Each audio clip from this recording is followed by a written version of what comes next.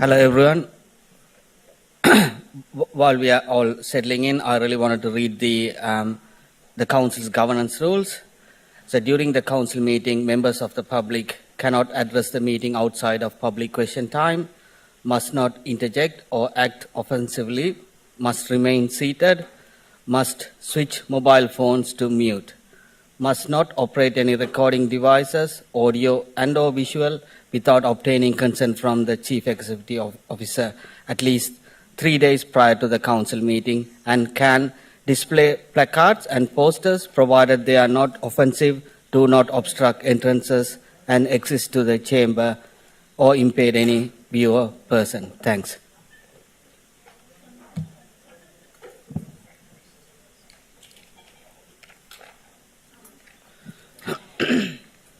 Good evening, everyone, and welcome to Council meeting for Monday, the 25th of March 2024.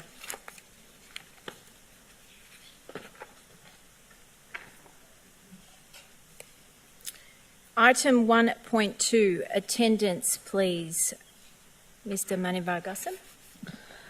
Thank you, Mayor. We have two apologies. One is the CEO, Jackie Weatherall, and also Councillor Jim Memeti. Thank you. Item 1.3, acknowledgement of traditional custodians of the land. Those in the chamber may stand for this item. We acknowledge the traditional custodians of this land, the Bunurong people, and pay respect to their elders past and present. We recognise and respect their continuing connections to climate, culture, country and waters. And we also pay our respect and acknowledge all Aboriginal and Torres Strait Islander peoples and their elders present here today in acknowledging their journey. Thank you. You can be seated.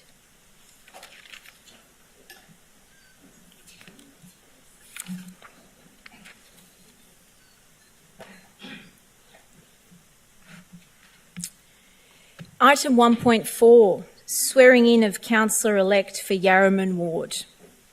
Last Tuesday, Philip Dan was announced as the successful candidate in the Yarraman by-election by the Victorian Electoral Commission. In order for councillors-elect to assume the responsibilities of office, they must take an oath or affirmation of office and make a declaration before the Chief Executive Officer to abide by the Councillors' Code of Conduct. This is in accordance with Section 30 of the Local Government Act 2020 and Part 2 of the Oaths and Affirmations Act 2018. I therefore invite our Acting Chief Executive Officer, Mr Sanjay Manivargasam, and Philip Dan to hear and take the affirmation of office and make the declaration to abide by the Councillor Code of Conduct. If I could ask you both to come forward.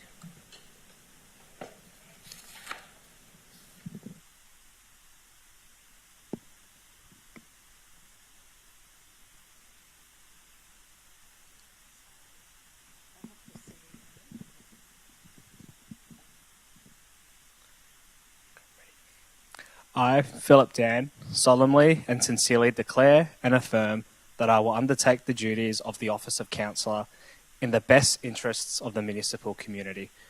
I will abide by the Councillor Code of Conduct and uphold the standards of conduct set out in the Councillor Code of Conduct. I will faithfully and impartially carry out and exercise the functions, powers, authorities and discretions vested in me under the Local Government Act 2020 and any other act to the best of my skill and judgment.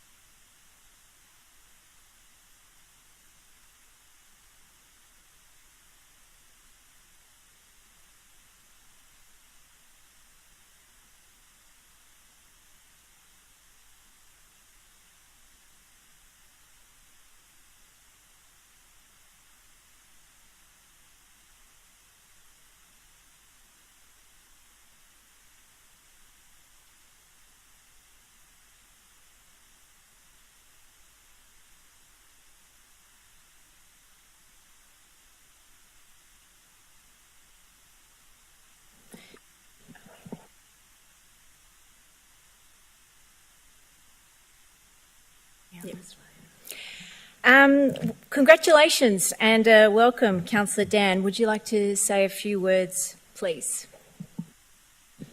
Yeah, I'll stand up. I'll keep it brief and I'll talk more in the councillor report at the end. But firstly, I just want to say thank you so far to all the council staff that I've met the last few days. You've really made the transition a lot easier. Of course, there's a massive information dump, as you'd expect when you just recently won a by-election, but I appreciate all the work that you've done to help it make it as easy as possible for me. To my council colleagues, I appreciate the warm welcome you've showed me so far. I look forward to working alongside everyone here and getting to know you guys better the next few months as well. But of course, just want to say a couple other thank yous, of course, to my parents and my brother for their unconditional love that they've shown me and for choosing the city of Greater Dandenong as home. I've lived in the area my whole life and I understand and acknowledge the very privileged role and position that we're in. And we have a real, we've got the power to really make a difference to our communities, and that's something that's not lost on me at all.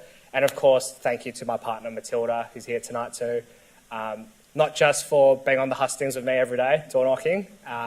Sorry about all those 35-degree days as well, but no, and just very grateful for your support as well, as always. But I'll give it back to you now, Lana. Thank you. Mayor, sorry. Oh, good. Thank you, Councillor Dan. We'll refer other welcome comments to item 6 during the councillor reports, if that's okay, please.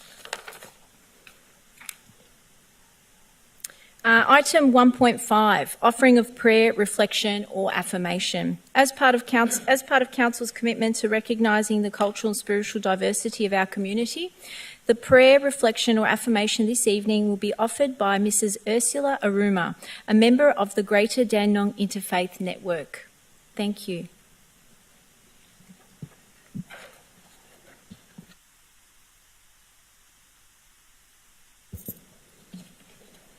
Honoured Mayor, Councillor Lana Formosa, councillors, distinguished guests, respected and revered elders.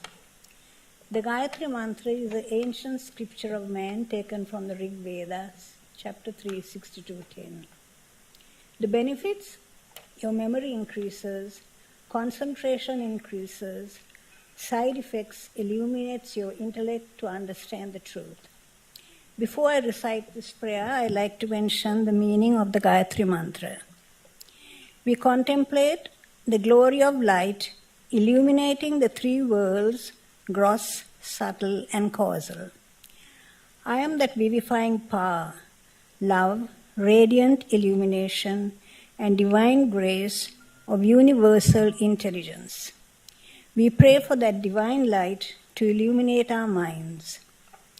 An appeal is made to the divine to awaken and strengthen our intellect. The Gayatri Mantra is just. Om Bhur-Bhuvasvaha Tat Savitur Varinyam Bhargo Devasya Dhimahi Dhiyo Yona Prachodayat. Om Bhur-Bhuvasvaha Tat Savitur Varinyam Bhargo Devasya Dhimahi Dhiyo Yona Prachodayat. Om Shanti, Shanti, Shanti. Thank you. Thank you, Mrs. Aruma.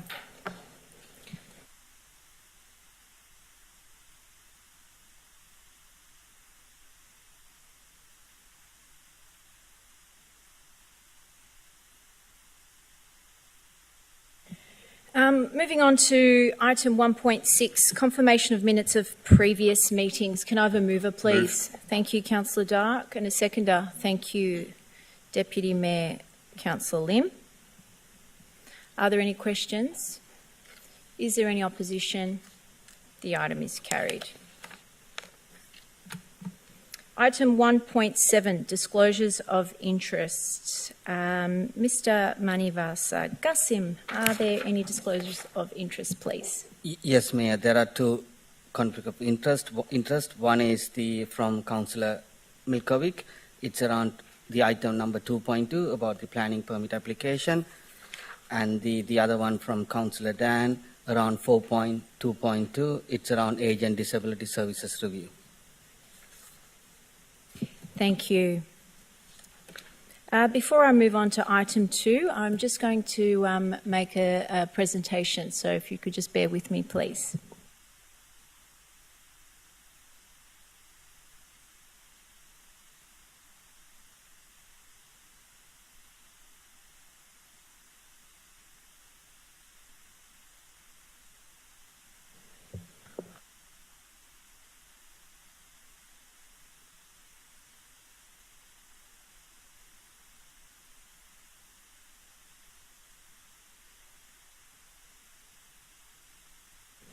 I didn't want to have my back towards everybody. It is now my great pleasure to call on former Greater Dandenong Mayor Eden Foster to please come forward. In October last year, Eden took a leave of absence from council to run for state parliament as the Labor candidate in the Mulgrave by-election. After winning the by-election, Eden resigned from council on November 20th, 2023 and is now the state member for Mulgrave. Eden, it is with enormous pride that we claim you as one of our own as we formally congratulate you on your election to the Victorian Parliament, into a role that we know you will honour with steadfast commitment and a positive work ethic, just as you did here at Greater Dandenong Council. This letter of appreciation under the seal of council is a record of your contribution as an elected ward councillor for Yarraman from 2020 to 2023, including your mayoral term in 2022 to 2023 and term as deputy mayor in the year prior. Such an amazing accomplishment for a new councillor in such a short period of time. During your tenure, you acted as a great ambassador for our city, working hard to promote stability, transparency and accountability within council, encouraging active participation from the community and ensuring your residents were fairly and democratically represented. Your optimistic disposition has been infectious and you brought about a sense of fairness, equality, equity and compassion. I know these values are still the backbone of what you stand for today. We truly hope you look back on your council term with pride and a great sense of achievement. We wish you all the very best for the future, Eden, and we look forward to your continued contribution and support of our wonderful multicultural city as a local Member of Parliament. Thank you so much.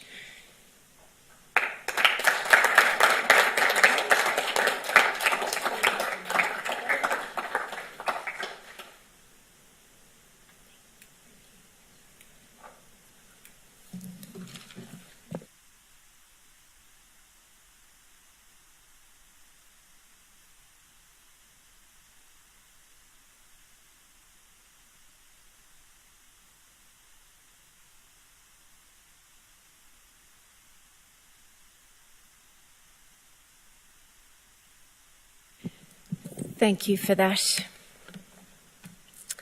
Item 2, Officers' Reports, Part 1. 2.1, Petitions and Joint Letters. 2.1.1, Petitions and Joint Letters. Can I have a mover, please?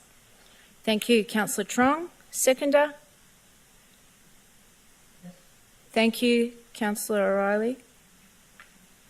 Are there any questions? Yes, Councillor Garrard. I have a question regarding the petition that was tabled on the 22nd of the 1st, 2024. Can I be updated on the progress of where that petition is at in terms of being processed, please?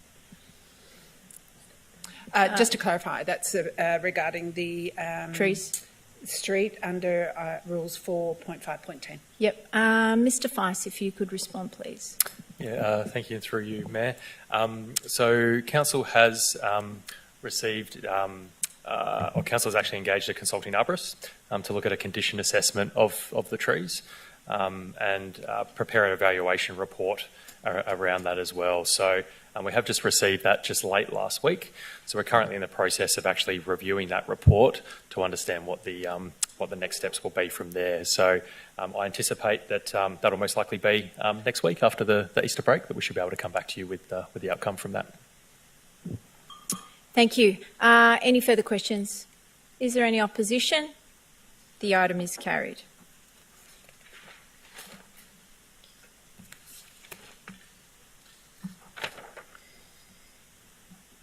Item 2.2, Statutory Planning Applications. 2.2.1, Town Planning Application.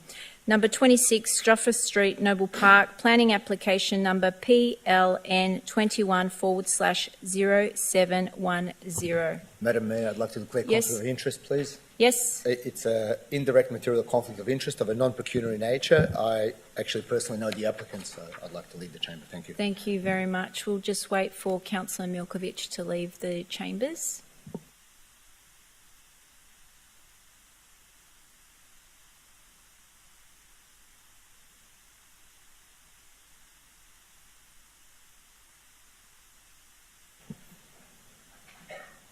Thank you. Do I have a mover? Councillor Garrard.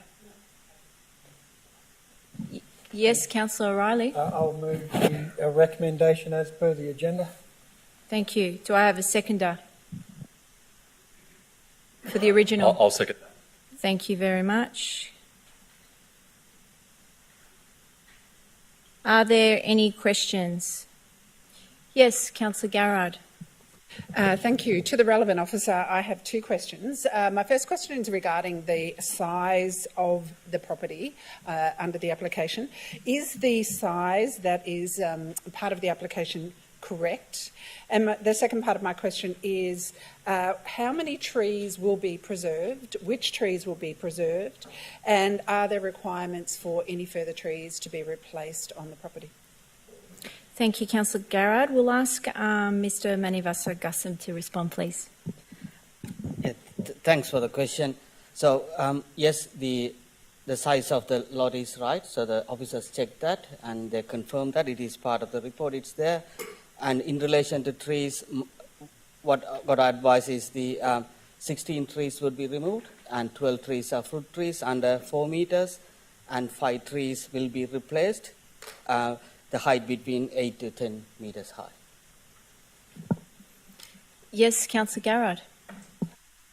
Thank you for that response. Further questions regarding the traffic, the impacts on traffic regarding the design is likely to have significant impacts on local amenities and traffic. Can the council provide clarity on how this is not going to detrimentally impede the traffic flow around the area and therefore the neighbouring properties? Thank you. Mr Manivasa Gassam, please. Thank you, Councillor. So all planning permit applications are referred to our traffic and transport teams. They assess that.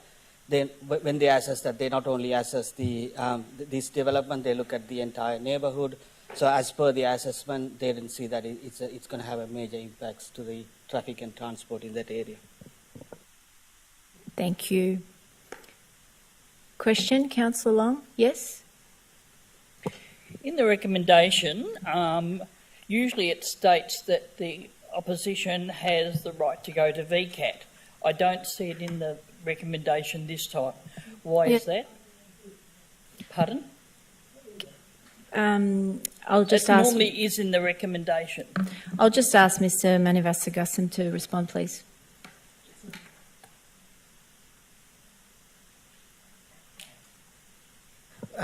Councillor, it's normally that's part of our recommendation, so it should be there. I need to locate that now. Yes.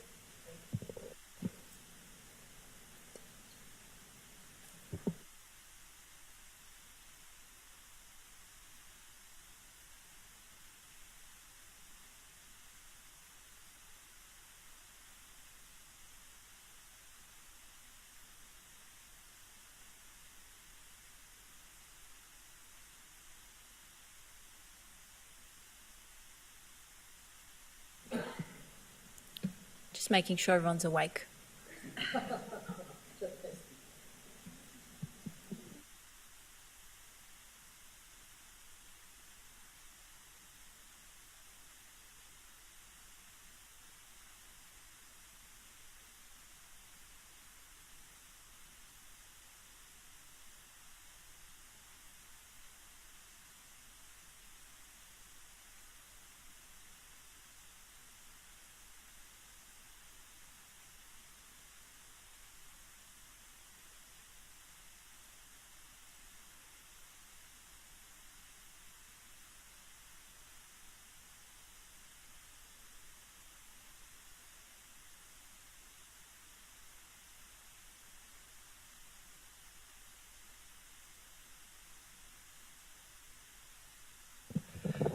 Mayor, can I seek clarification of what's happening right now? We're just trying to get the answer to Councillor Long's question. It's not in the recommendation. Recommendation summary, page 18. Mm-hmm. It's usually in the recommendation in that first lot.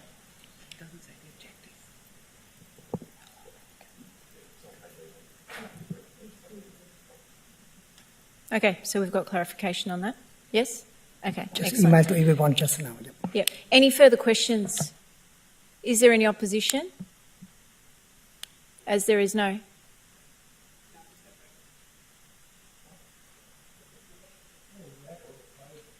Well, you've got to oppose it if you want. Okay, Councillor Garrett in opposition. Okay, could I ask Councillor O'Reilly as the mover, please, to speak to the item? Thank you. Thank you, Mayor. Well, the detail for this application is in the agenda, as is the officer's response to all the different areas of planning that touch on the application. I acknowledge that we have received a number of objections from residents. I and other councillors, I'm sure, have read those objections from the residents.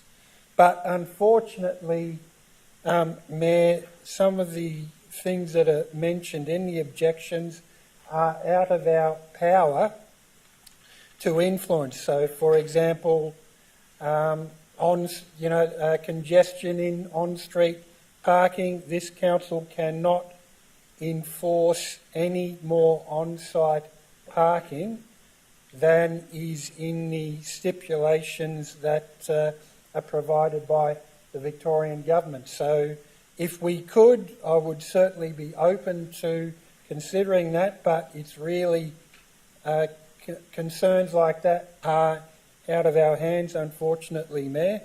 The only impact of refusing this application at this stage would be that the applicant would most probably appeal to VCAT, and then council, as per its policy, would spend up to $15,000 on lawyers to defend council's position at VCAT. Now, I'd prefer that thousands of dollars, rather than being wasted on a lawyer's lunch at VCAT, be spent in the community on things that we know we can definitely influence, Mayor. So with this application, it complies with the planning guidelines. There's no waivers or exemptions sought with this application. We don't have any further power to influence the detail of the application, and for that reason, I think that Council should just proceed with approving this application. Thank you, Mayor. Thank you, Councillor O'Reilly. Councillor Dark as the seconder, please. Thank you, Mayor. Mayor, I rise to echo the sentiment, I should say, of Councillor O'Reilly, particularly with this item. In 2021, the same site had an application made to the Council for 5 double-storey dwellings, 4 being double-storey, 1 being single-storey, and it was refused by the Council because it didn't comply with the relevant planning scheme. The applicant has then subsequently come back, has withdrawn and deleted one of the properties, submitted it again with 3 double-storey, 1 single-storey, And going through the application, for the most part, it is generally highly compliant with the open space requirements, the setback requirements, the requirements regarding the allocation of driveways, having a separate driveway for the front townhouse, the rear townhouse at the back being single storey as well. All of the setbacks are highly compliant along the state planning scheme and along council's design guidelines. And that is why I believe the council officer recommendation is to approve this. And that is why the officer recommendation has been put forward, and why I think it is I think it's a good application to put forward to the council, particularly given in our housing policy we do push for a mix of housing supply within our municipality, and townhouses are an affordable entrance point for people getting into the market. So I think that on the overall, this is a good application, and I think it is worthwhile supporting. Thank you. Thank you, Councillor Dark. Councillor Garrard, in opposition, please. Thank you, Mayor. How long do I have? 4 minutes. I rise to oppose this planning application for a number of reasons. The first being that there are 8 objectors to this, which is a significant number of objectors. We don't often see that many objections to a application, and it indicates to us the level of concern that neighbours in the adjoining properties have. We heard from Councillor O'Reilly that we should not listen to the community because of cost, the cost it might take to take this, should it go to a VCAT hearing. But what cost is the voice of the community? What cost is it for us to listen to the community and the concerns of the community in the neighbourhoods in which they have lived and inhabited and created and enhanced for many years? So we see here a tremendous overdevelopment. We have seen that this developer initially started with 5, which was an incredible reach and overdevelopment. We now see that 4 is still too much. Given that there are very few developments of this density close by to this property, and that it will be out of character to the neighbourhood, and so for that reason we should push back on this. There are also the loss of access ways, which is significant and will have significant impacts on local traffic. We also have concerns about the lack of setbacks, which is of great concern, the lack of car parking, as has been noted, the increased activity and noise, which will significantly lower the enjoyment of neighbours who have enjoyed their properties for a significant period of time.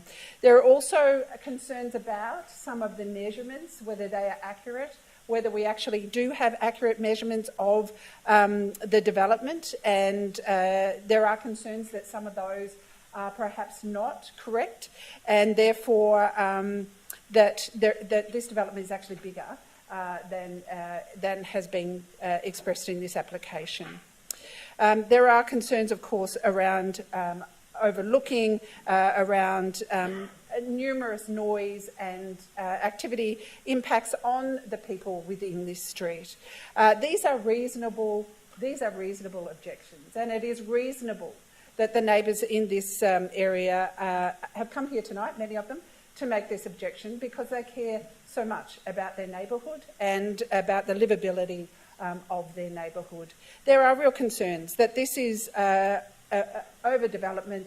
It could be scaled back to 3, and that would be acceptable to many. Lastly, is that a final? 1 minute. Lastly, there are 2 highly significant trees on this property, which have been there for over 60, maybe 100 years. These are highly valued by the neighbourhood and are not easily replaced. So we're seeing that 1 will be preserved, 1 will go, and a total of 14 trees. 14 trees will be removed, which is significant, and a handful will be replaced, which will take many, many years and to replace the very significant trees that are being lost. So I urge my fellow councillors to oppose this planning application for valid reasons, and we are here to listen to the community and not to count our pennies. That is an important part of our role, and I commend those that have come here tonight and those Thank that you. have That's taken the time, trouble Councillor to put in Garrard. objections. Okay. Are there any other councillors that would like to speak for or against this item? Councillor Long. I would like to also speak against this development. I think it's an overdevelopment of the site and also does not comply with neighbourhood character. As Councillor Garrard said, this is not the area to build these units. This is an older area where one house on each block is normal. Why should we go with 4 houses on one block? Street parking is at a premium now. What's it going to be like with 4 new units on this property, plus another access point to the property, which also cuts down the viability of any more street parking? So I do urge my fellow councillors not to vote for this. Thank you. Thanks so much. Anyone else that wanted to speak to the item? Yes, Councillor Dan. Thank you, Mayor. Just want to make a couple comments because I know this proposed development will be in my ward, and I understand there's a few residents from the street here tonight as well. I will be supporting the development, and I understand that there are objections to it, and that is very valid and reasonable.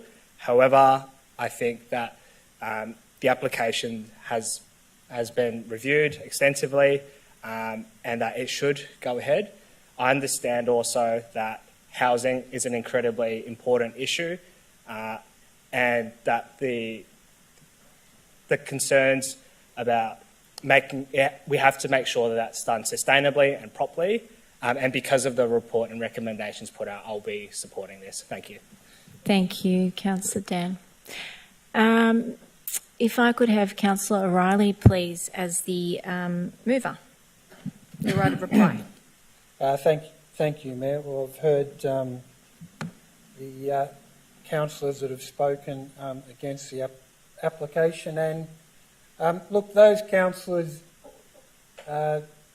raised quite a number of points and empathising with the objectors, and I do too. I empathise with the objectors, and I'm sure all councillors do empathise with the point and understand the points that have been raised by the objectors, Mayor. But I am not going to give the objectors false hope, because councillors know that this application, if it's knocked back by council tonight, will go to VCAT and will most probably be ticked off and approved by VCAT, Mayor, with a cost of round about up to $15,000 of the community's money. Now, I think even if you ask the objectors what is the best way for this council to spend $15,000, some of them would say, don't waste it. So we know, look, the objectors may not understand Victorian planning law, but as councillors we should. And opposing councillors might want this council to play roulette at VCAT with not pennies but $15,000 of the community's money. But this would be wasteful, particularly in our tight budget circumstances. So unfortunately, objection is futile for those, and all of us should be aware of the Victorian planning system. If you want different minimum requirements as far as parking and a lot of the things that were mentioned, then our best go is to advocate to the Victorian Planning Minister, because that is where the power on these types of planning applications truly resides.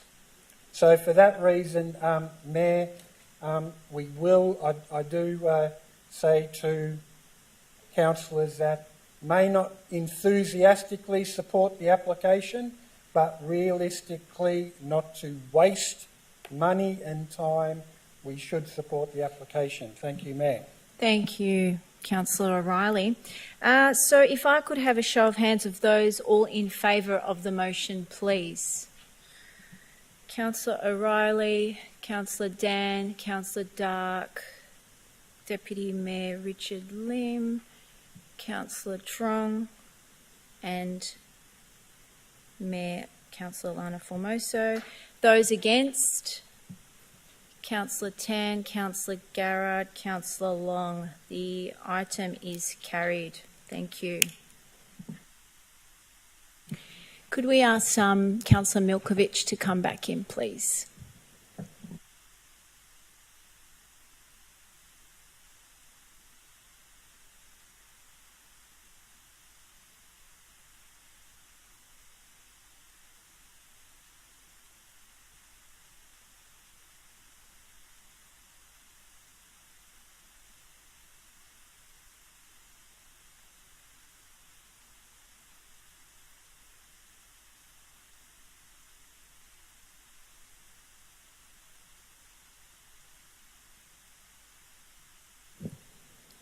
Excellent, thank you.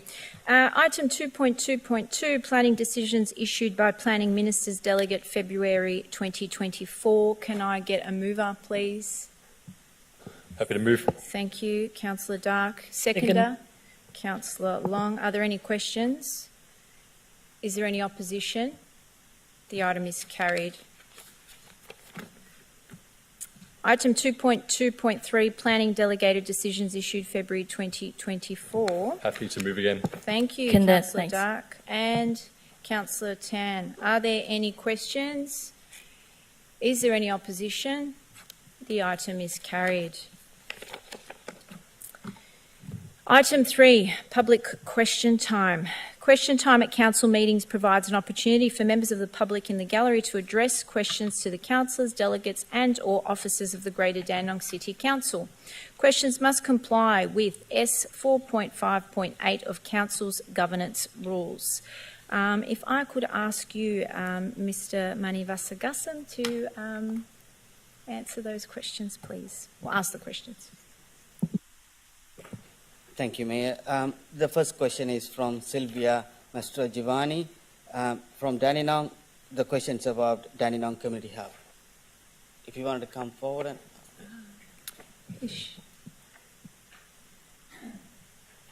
Oh, she's here. Okay.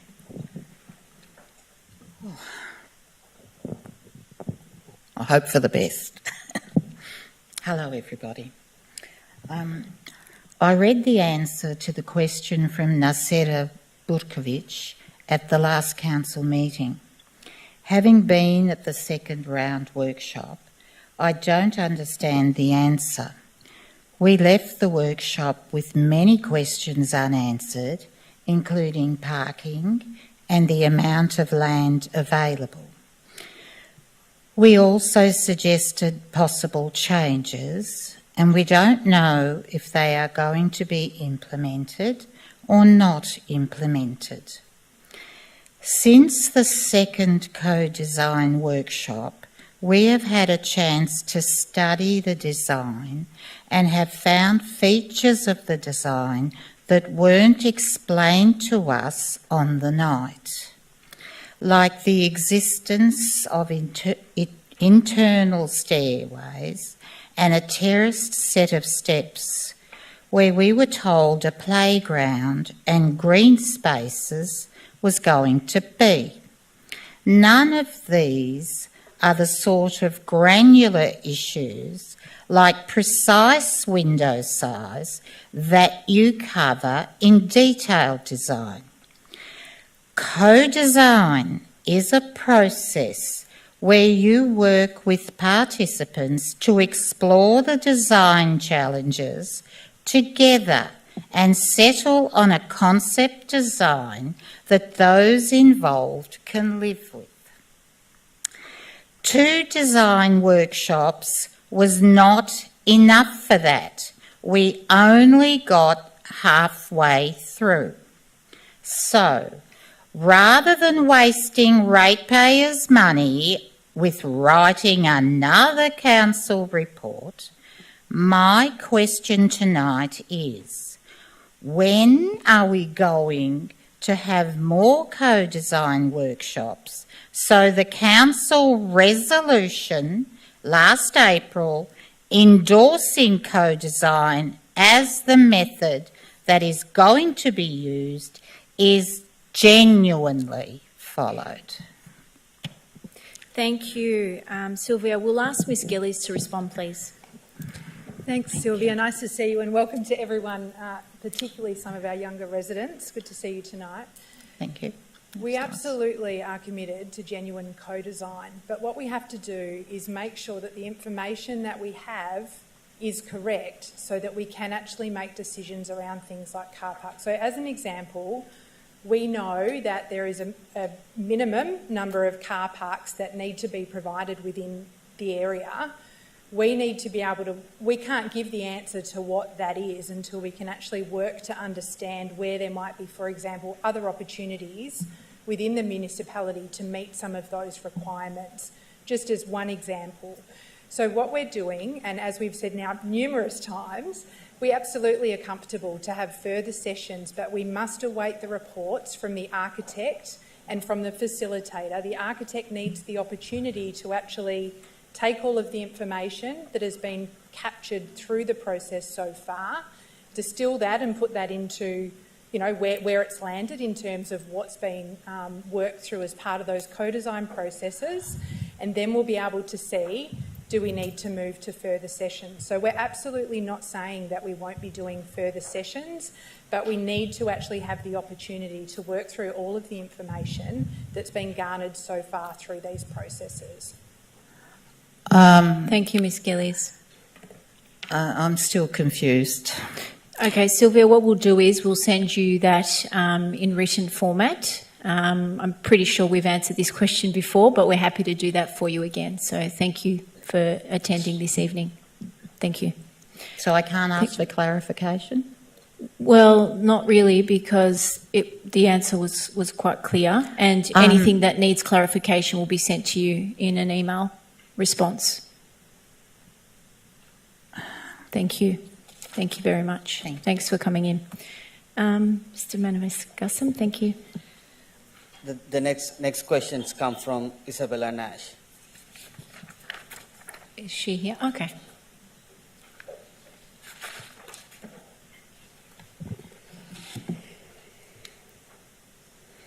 Good evening. At the last meeting, it was admitted that after almost 4 years, there has been not one progress report for the Greater Dandenong Climate Emergency Strategy. Each year we hear different excuses for delays: COVID, lack of resources, streamlining the report process, the list goes on. We never get to see an actual report. I and other members of the community concerned about the climate emergency just want to know what month and what year are we finally going to get a report, not that council are navel-gazing about the reporting process. Thank you. We'll just ask Mr. Feist to respond, please. Thank you. Thank you. Thank you for your question, Isabel. As advised at the previous council meeting, you're correct that we're currently streamlining our sustainability and climate emergency strategies, and that's to improve our reporting capabilities on the climate emergency. So we can appreciate your frustration. It is a very complex process in terms of streamlining those strategies, and it will still take several months to complete. So we do appreciate your patience, and we also understand the importance, but we do need to streamline those strategies to then improve our reporting for the long term. Thank you. So just for clarification, 7 months. So in what month will we expect to see reports? As I said, with streamlining those strategies, it'll take several months. There's still a lot of detail to work out around how those strategies will come together. So it will take several months, and when we obviously understand as and when that is, we'll come back to you. Thanks. Thanks, Ms. Nash. Thanks for coming in. Oh, sorry. You have another question? I do, thank you. Oh, sorry. I don't have it here. In the risk report associated with the Greater Dandenong Climate Emergency Strategy, It identified 44 different climate change risks impacting Greater Dandenong. 19 of these risks were rated high or extreme. Have these risks been continually monitored and reviewed over the last 4 years? And if not, why not? Which risks have been monitored and to what conclusions? I think that's you, Mr. Feiss, as well. Thank you. Yeah, thank you. Thank you for your question again, Isabel. So these risks are continuing to be monitored through Council's internal corporate risk register in line with our risk management policy. So while this register is not publicly available, we can confirm that these risks remain of the highest priority for Council, and they're continually being monitored and addressed. So for clarification, have all the 44 different climate risks impacting Greater Dandenong been monitored, or just a few of them? Right now, in terms of our risk management process, we do look at all of the risks that have been assessed as part of that. But once again, we look at them, obviously the priorities across all of those risks. So as mentioned, that risk register itself isn't publicly available, but obviously the climate emergency is important and something we are focused on, and we are treating those risks as a priority, and I'll continue to monitor and address those. Thank you. Thanks, Ms Nash. Mr Mani Vasagasan, next question. Yes, so next question comes from Dean Hurlston, and this is around waste enforcement, and it's got 3 questions, so I'll read all the 3 questions first. Question 1, what amount of waste enforcement cost in the current financial year 23-24 has the Council included in its waste levies charged to residents, if any? Question number 2, what amount of revenue has Council included in the current financial year 23-24 from the waste enforcement actions? Question 3, has that revenue been offset in the waste levy or applied in the Council's general revenue streams? Great, thank you. Could I ask Mr Foley to respond to those 3 questions, please? Yeah, thank you. Thank you, Mayor. So first, thank you for your question, Dean. Specifically, Council does not include any waste enforcement costs in determining the waste levy, and we do not have a specific line item for waste enforcement in our revenue. Thank you. Next question is from Gay Guest.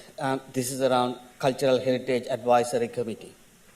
Congratulations to our council staff who have organised and been present at our recent events, communicating and consulting with our local residents. Your efforts have been noted and appreciated. The present Cultural and Heritage Advisory Committee are halfway through their term of office, and while we keep making recommendations to hopefully be implemented speedily, lack of staff means suggestions are on a wish list, which was evident at our meeting last week. The lack of staff also means we meet up 4 times a year, which is providing ineffective in discussing pressing heritage matters like 1999 Heritage Study Review and actioning recommendations to Council implement necessary projects and interventions. Why is the Cultural Heritage Advisory Committee not supported to have a meaningful role in particular have its view taken seriously and action in a timely manner? Our heritage needs an influx of funds and energy to preserve it, to celebrate or it to future generations. Thank you. If I could ask Ms Gillies to respond, please. Through you, Madam Mayor, and thanks very much, Gay, for your question. You're right, it is really important work that the Cultural Heritage Advisory Committee do. I do understand your concerns about the support for the committee and heritage and the need for timely action on recommendations. Both the council staff and the Cultural Heritage Advisory Committee, CHAC, play essential roles in safeguarding and honouring our cultural heritage. The advisory committee meetings serve as platforms for strategic advice and advocacy for future initiatives, events, exhibitions and grant ideas, all aligned with Council's established priorities and work program. I do just want to note that CHAC has been established to provide that high-level support, specialised independent knowledge and advocacy, as outlined in the Arts, Culture and Heritage Strategy. But it's important to note this committee has no direct impact on the 1999 Heritage Study. That work is being carried out by City Futures. In terms of the frequency of these meetings, which is quarterly, this is on purpose because obviously we need to align our resources with Council's priority, and any increase of these meetings could potentially impede our work. The team are, however, as you've mentioned, dedicated to achieving the objectives outlined in the Arts, Culture and Heritage Strategy, which obviously went through extensive community consultation. Of course, we do acknowledge the budget constraints that prevent us from increasing staff resources at this time. But again, please be assured that officers are exploring alternative solutions to address the concerns where possible. Thank you. Thanks. The next question is from Gay Guest. It's around 1999 Heritage Study. My questions about the 1999 Heritage Study recently have had vague answers. Where is the study up to? How many of the 72 plus heritage listed buildings and infrastructure have actually been revisited, and who's actually doing the analysis? An external or an internal practitioner? When is this review expected to be completed, given it was started last year? Thank you. If I could ask Mr Feist to respond, please. Thank you, Mayor. I just want to thank Gay for her question. And in response to that and where that study is currently at, Council officers have engaged an external consultant to conduct a review of 69 sites listed within the schedule to the Heritage Overlay, which relates to Clause 43.01 in the Greater Dandenong Planning Scheme.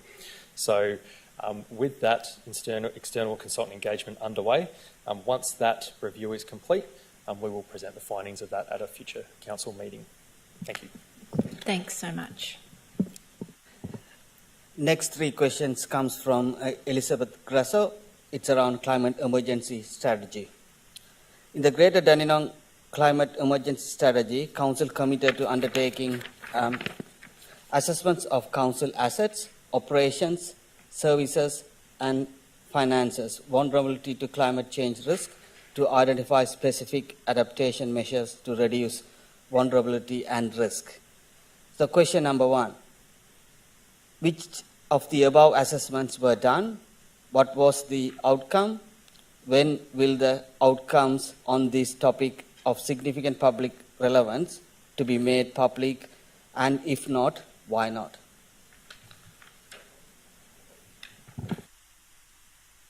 Mr Feist, if you could respond, please. Thank you, Mayor, and thank you, Elizabeth Grasso, for her question. Significant work has already been completed in this space, with further work relating to climate change and finance risk, supported by a consultant currently being undertaken. So further updates will follow in due course once that work is complete. Thank you. Thanks so much. The next question comes from Philip Lamaro. It's around plastic bag use at Dandenong Market. So Dandenong Market is still using plastic bags, resulting in thousands of plastic bags per week being used. Two questions.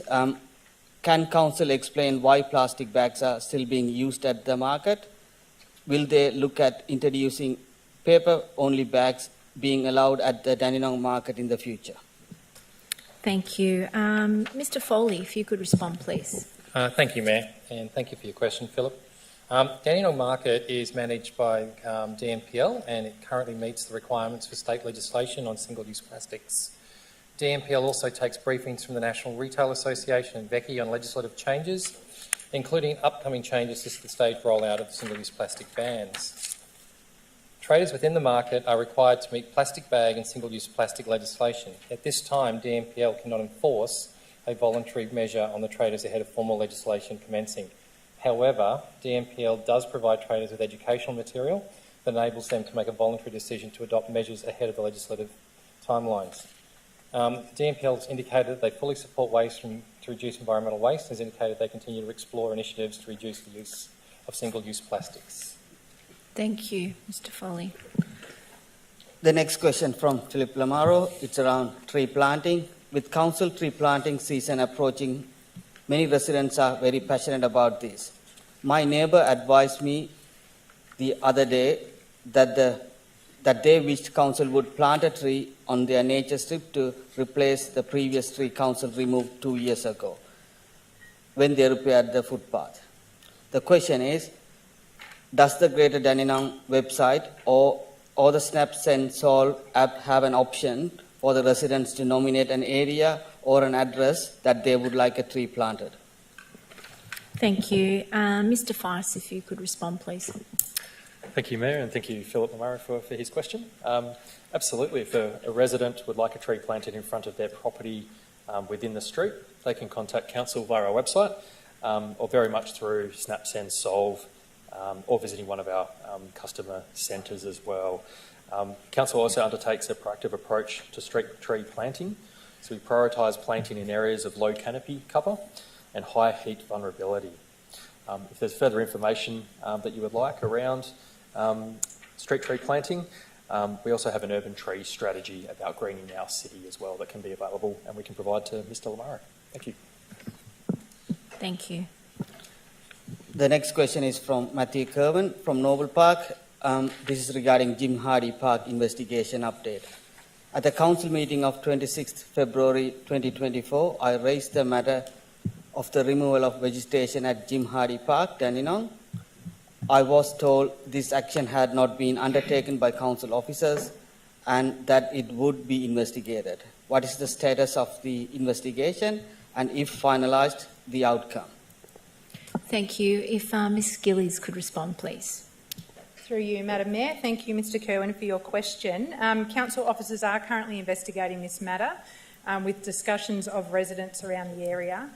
However, it's not an offence under the new tree protection local law. We're investigating it in terms of the damage to council assets component of our local law.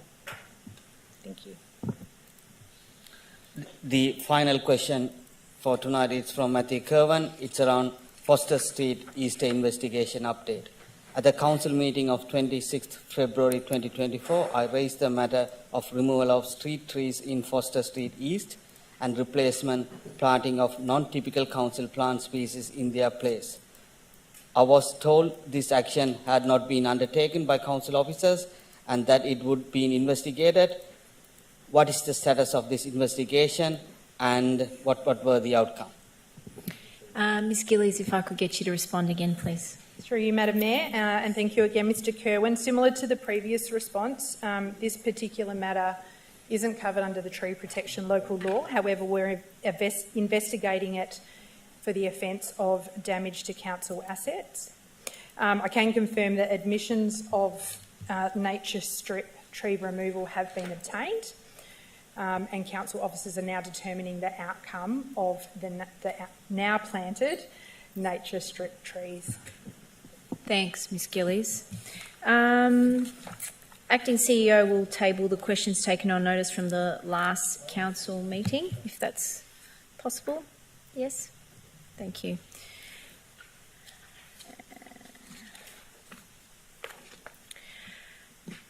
Item 4, Officers' Reports, Part 2. 4.1 Contracts. 4.1.1 Contract 2324-05, Receipt of Commingled Recyclables. Can I have a mover, please? Councillor Garrard. Can I have a seconder? Second, Mayor. Councillor Dark. Are there any questions? Is there any opposition? The item is carried. Councillor Garrard.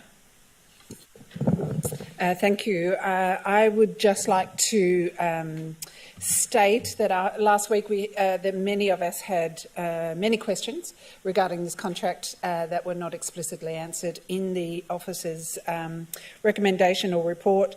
Subsequently, we have had briefings which has satisfied my questions, and although we can't talk about all of those because of confidentiality, I just want to reiterate that this contract is very good for the City of Greater Dandenong. It actually, this company hires many local residents, which contributes significantly to their economic wealth. It also maximises the diversion of recyclables, which is also a very good thing.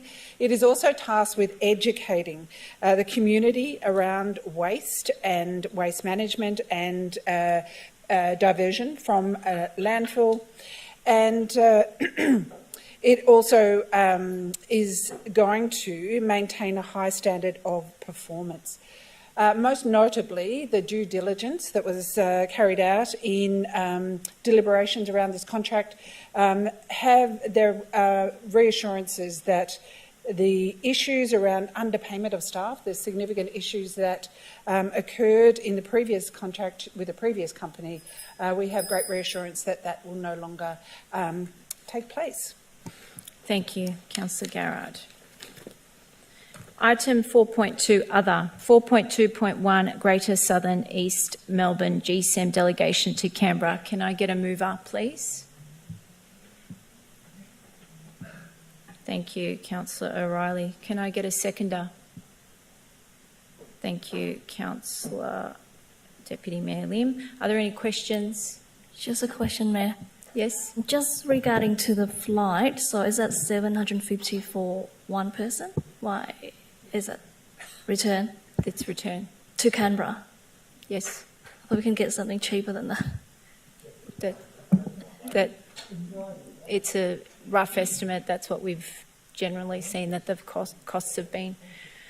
Are there any other questions? I've got a question, Mayor, please. Thank you.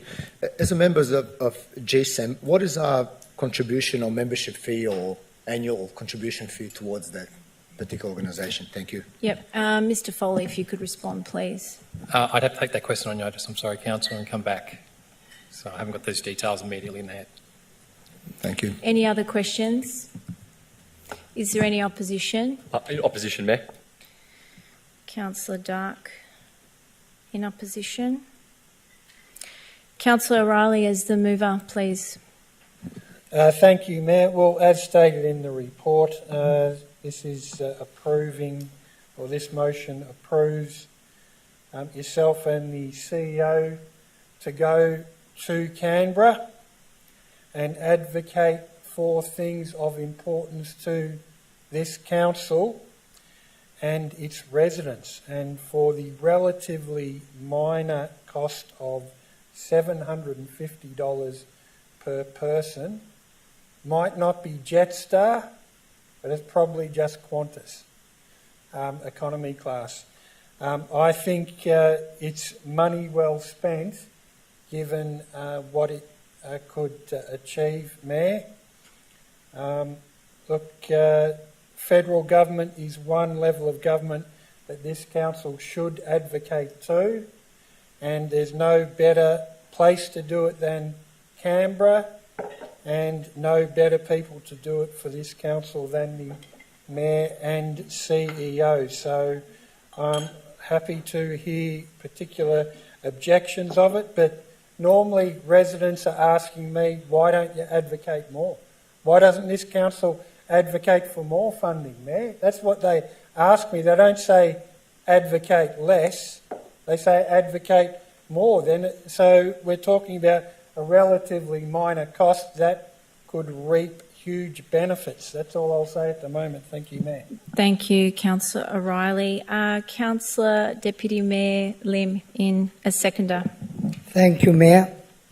The reason I support this issue because of attended GSEM a couple of days ago with the Minister of Planning and also with so many CEO and also Member of Parliament, Mayor and Councillor.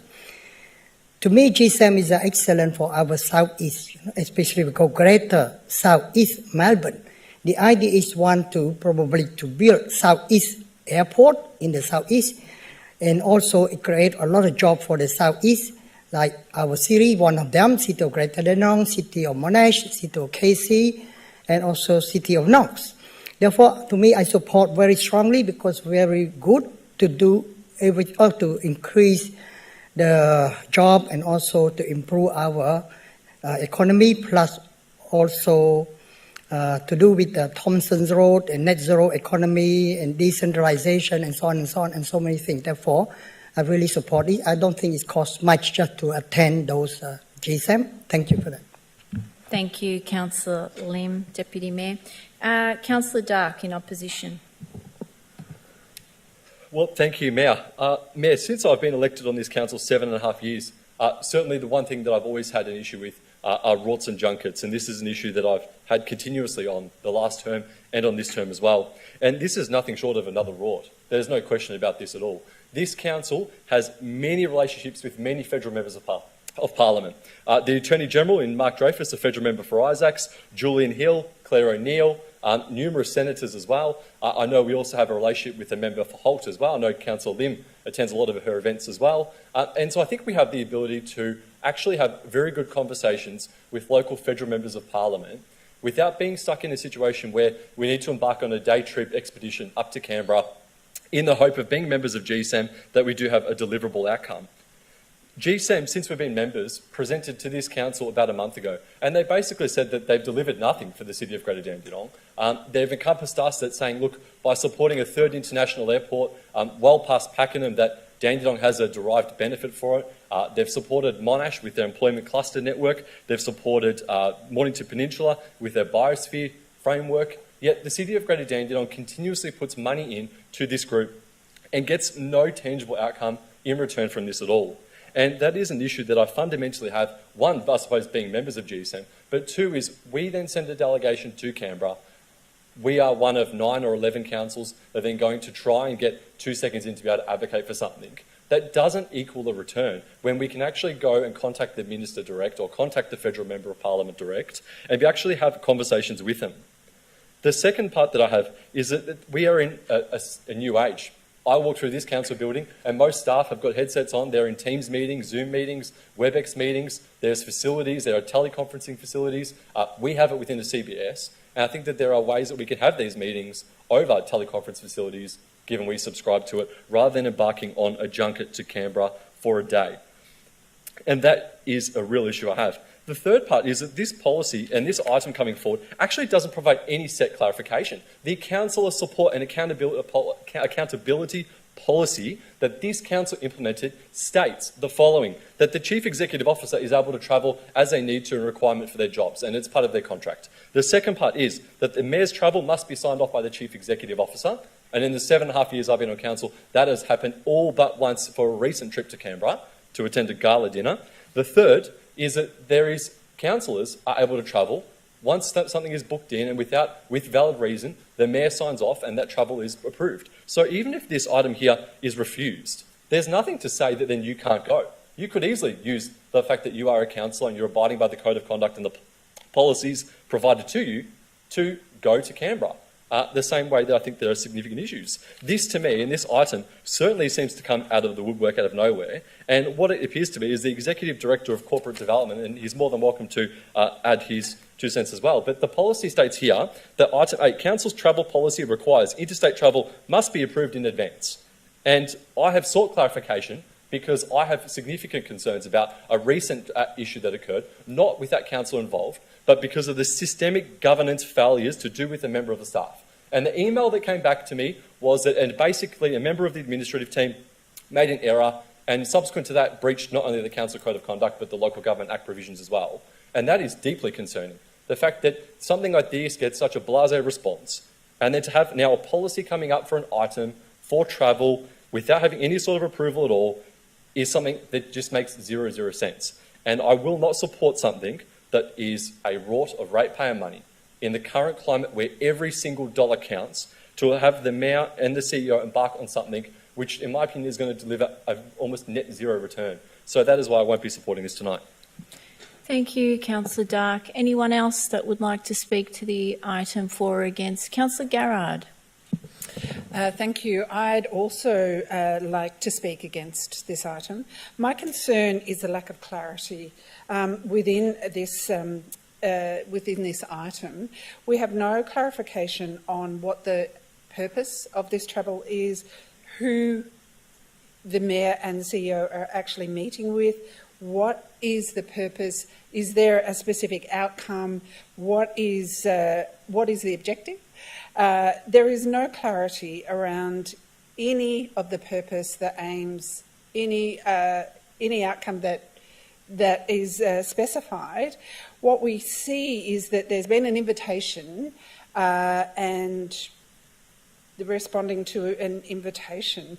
It seems very lacking in detail. For me to approve this, I would want to be reassured that there is a genuine purpose, that there is funding on offer, or there is an opportunity that could be that we could benefit from. But all we see here is there was an invitation. We don't see any detail, any clarity. So we cannot know if this was successful because we do not understand what the aims or the objectives are. So for those reasons, and given that we are in tight financial times, and given there are many alternatives, virtual alternatives, I personally cannot support this item as well. Thank you, Councillor Garrard. Anyone else that'd like to speak? No, thank you. Could I have Councillor O'Reilly as the mover for right of reply, please? Thank you, Mayor. Well, just to try to answer some of the points against this motion, Councillor Darkham was talking quite a bit about what I thought were unrelated issues. It was more sort of a rant against Greater South East Melbourne and the subscription fee we pay, which is not directly related to this item, Mayor. It's just, my understanding is just day trip up and back, or is it sleepover as well? Sleepover. Okay, 2 days. Look, if we think that junkets are eating biscuits and cheese in Qantas economy, I don't think it's really something that you'd choose to do on a holiday, Mayor. It's work. It's a work trip, as many organisations do. And if councillors need an idea of what Greater South East Melbourne is tackling, all they need to do is Google search the Greater South East Melbourne website as far as regional projects, because Canberra is the federal government is generally concerned with regional projects, or regional projects that are not just in one municipality. And for that reason, Mayor, if other councils in our region are going in person, we'd look pretty stupid if we were attending by video.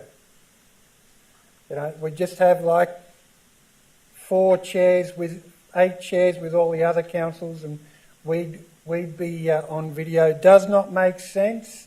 It makes sense that this council advocates to federal government, spends $750 per person to do it. We have reaped benefits before from the federal government, the most recent being $20 million towards the Dandenong Wellbeing Centre.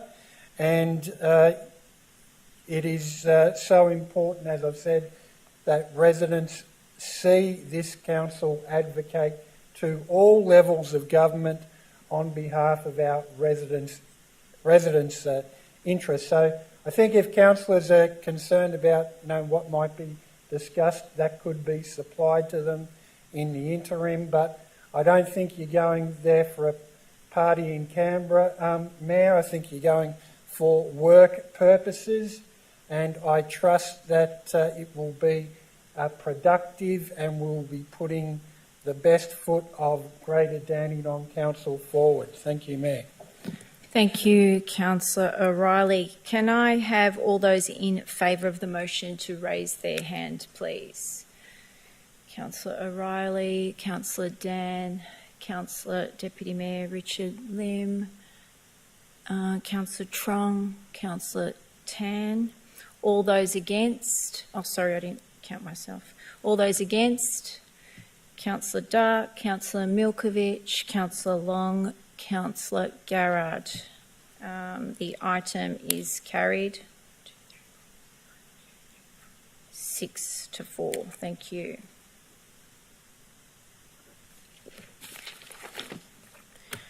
Item 4.2.2, Aged and Disability Services Review. Councillor Dan.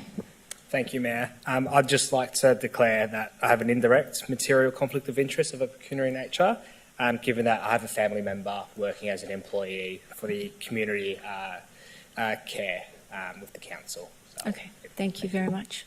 We'll just wait for Councillor Dan to leave the chambers.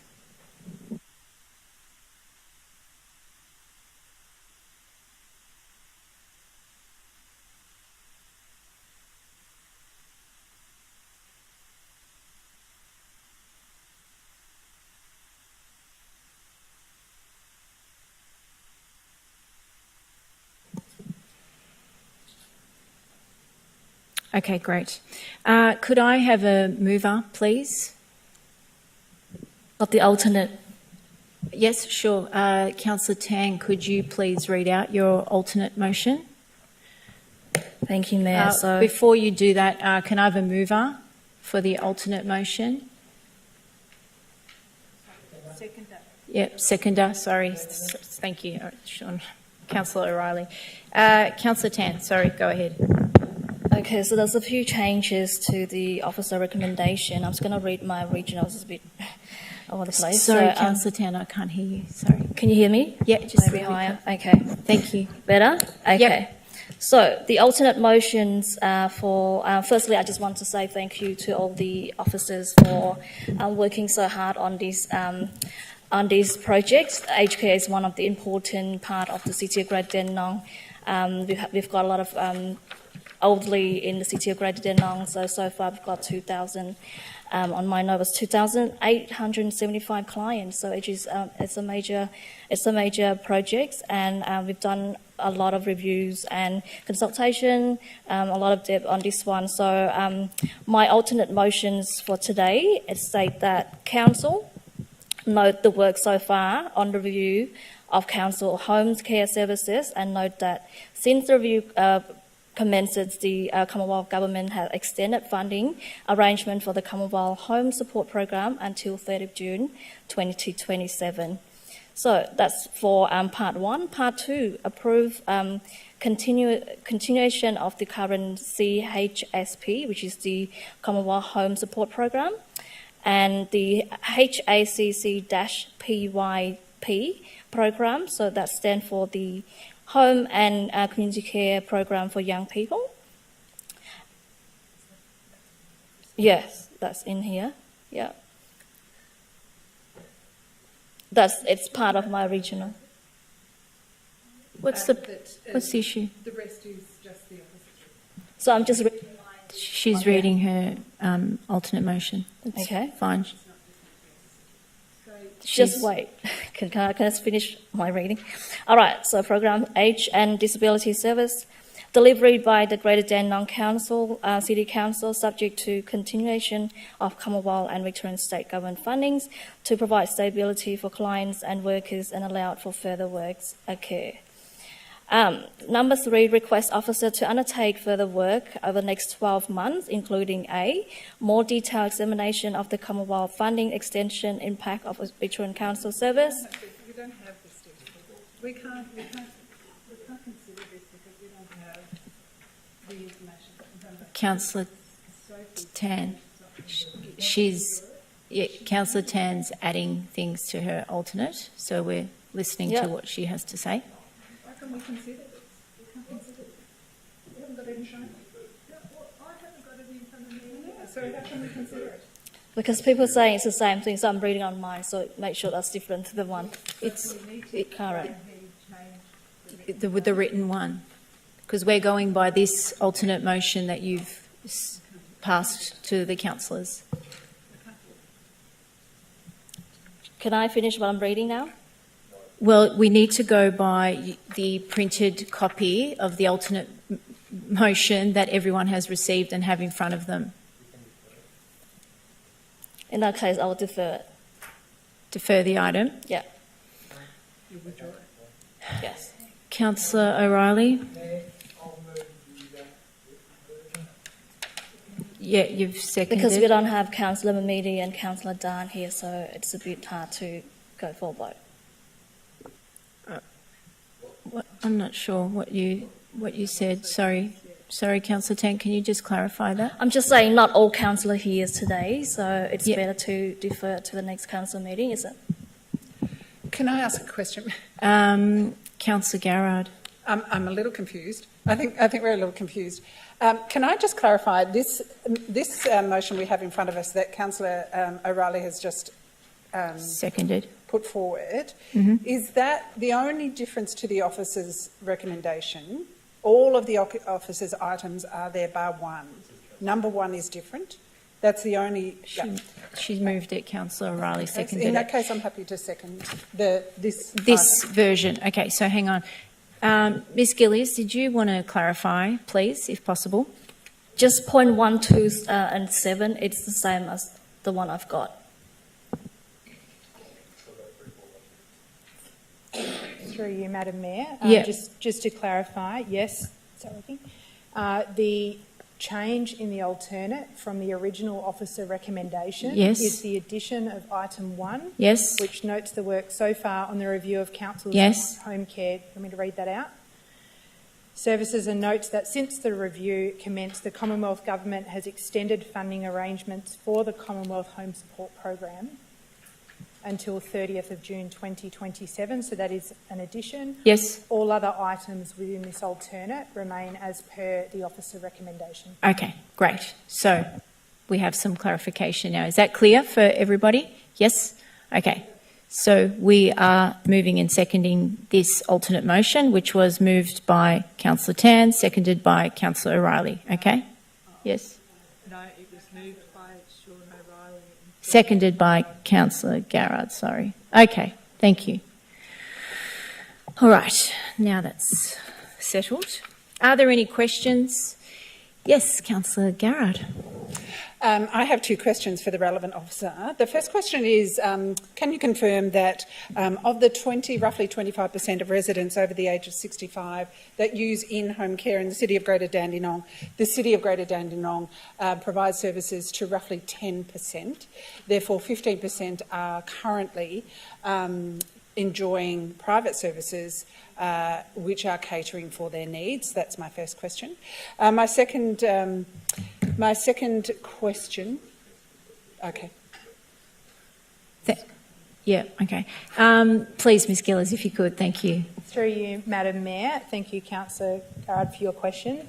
Yes, in terms of our current service provision in City of Greater Dandenong, we're servicing approximately 10% of our residents aged 65 years or older.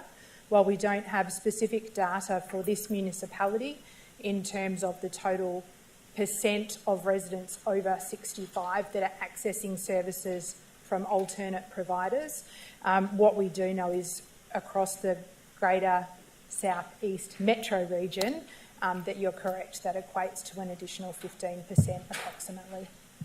Thanks, Ms Thank Gillies. you, and that's also a national average.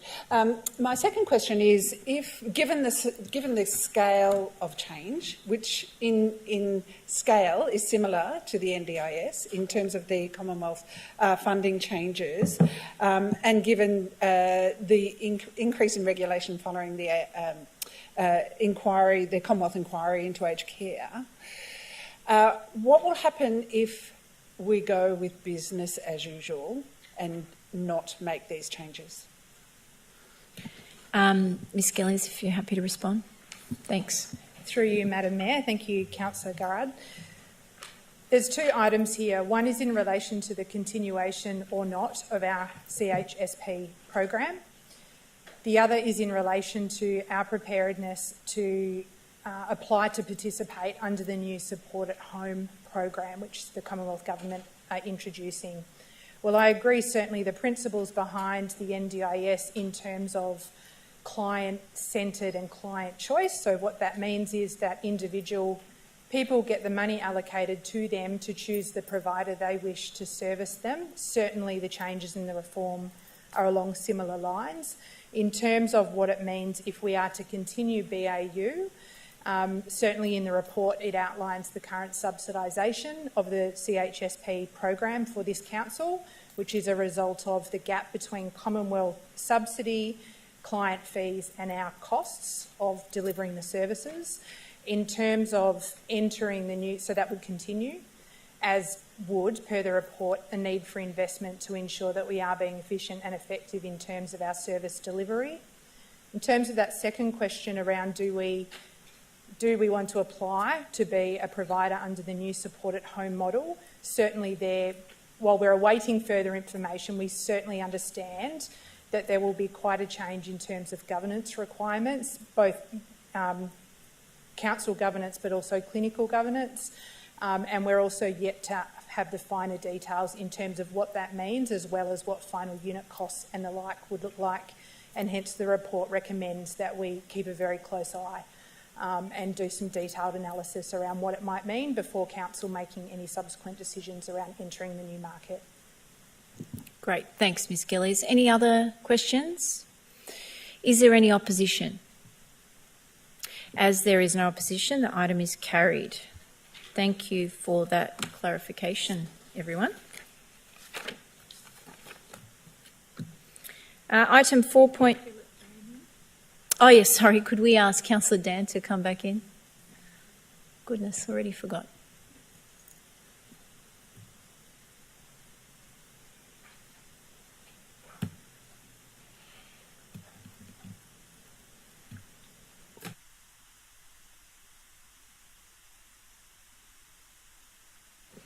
Thank you. Item 4.2.3, report on matters discussed at councillor briefing sessions and pre-council meetings. Can I have a mover, please? Councillor Trong. Seconder? Happy to second. Councillor Milkovich. Are there any questions? Is there any opposition? The item is carried. Item 4.2.4, list of registered correspondence to mayor and councillors. Can I have a mover, please? Councillor Garrard. Seconder, please. Councillor Tan. Are there any questions? Is there any opposition? The item is carried. Item 5, notices of motion. 5.1, notice of motion number 35, installation of disabled toilet facilities at Noble Park Community Centre, Building 2. Can I have a mover, please? Councillor O'Reilly. Seconder? Councillor Tan. Are there any questions? Is there any opposition? The item is carried.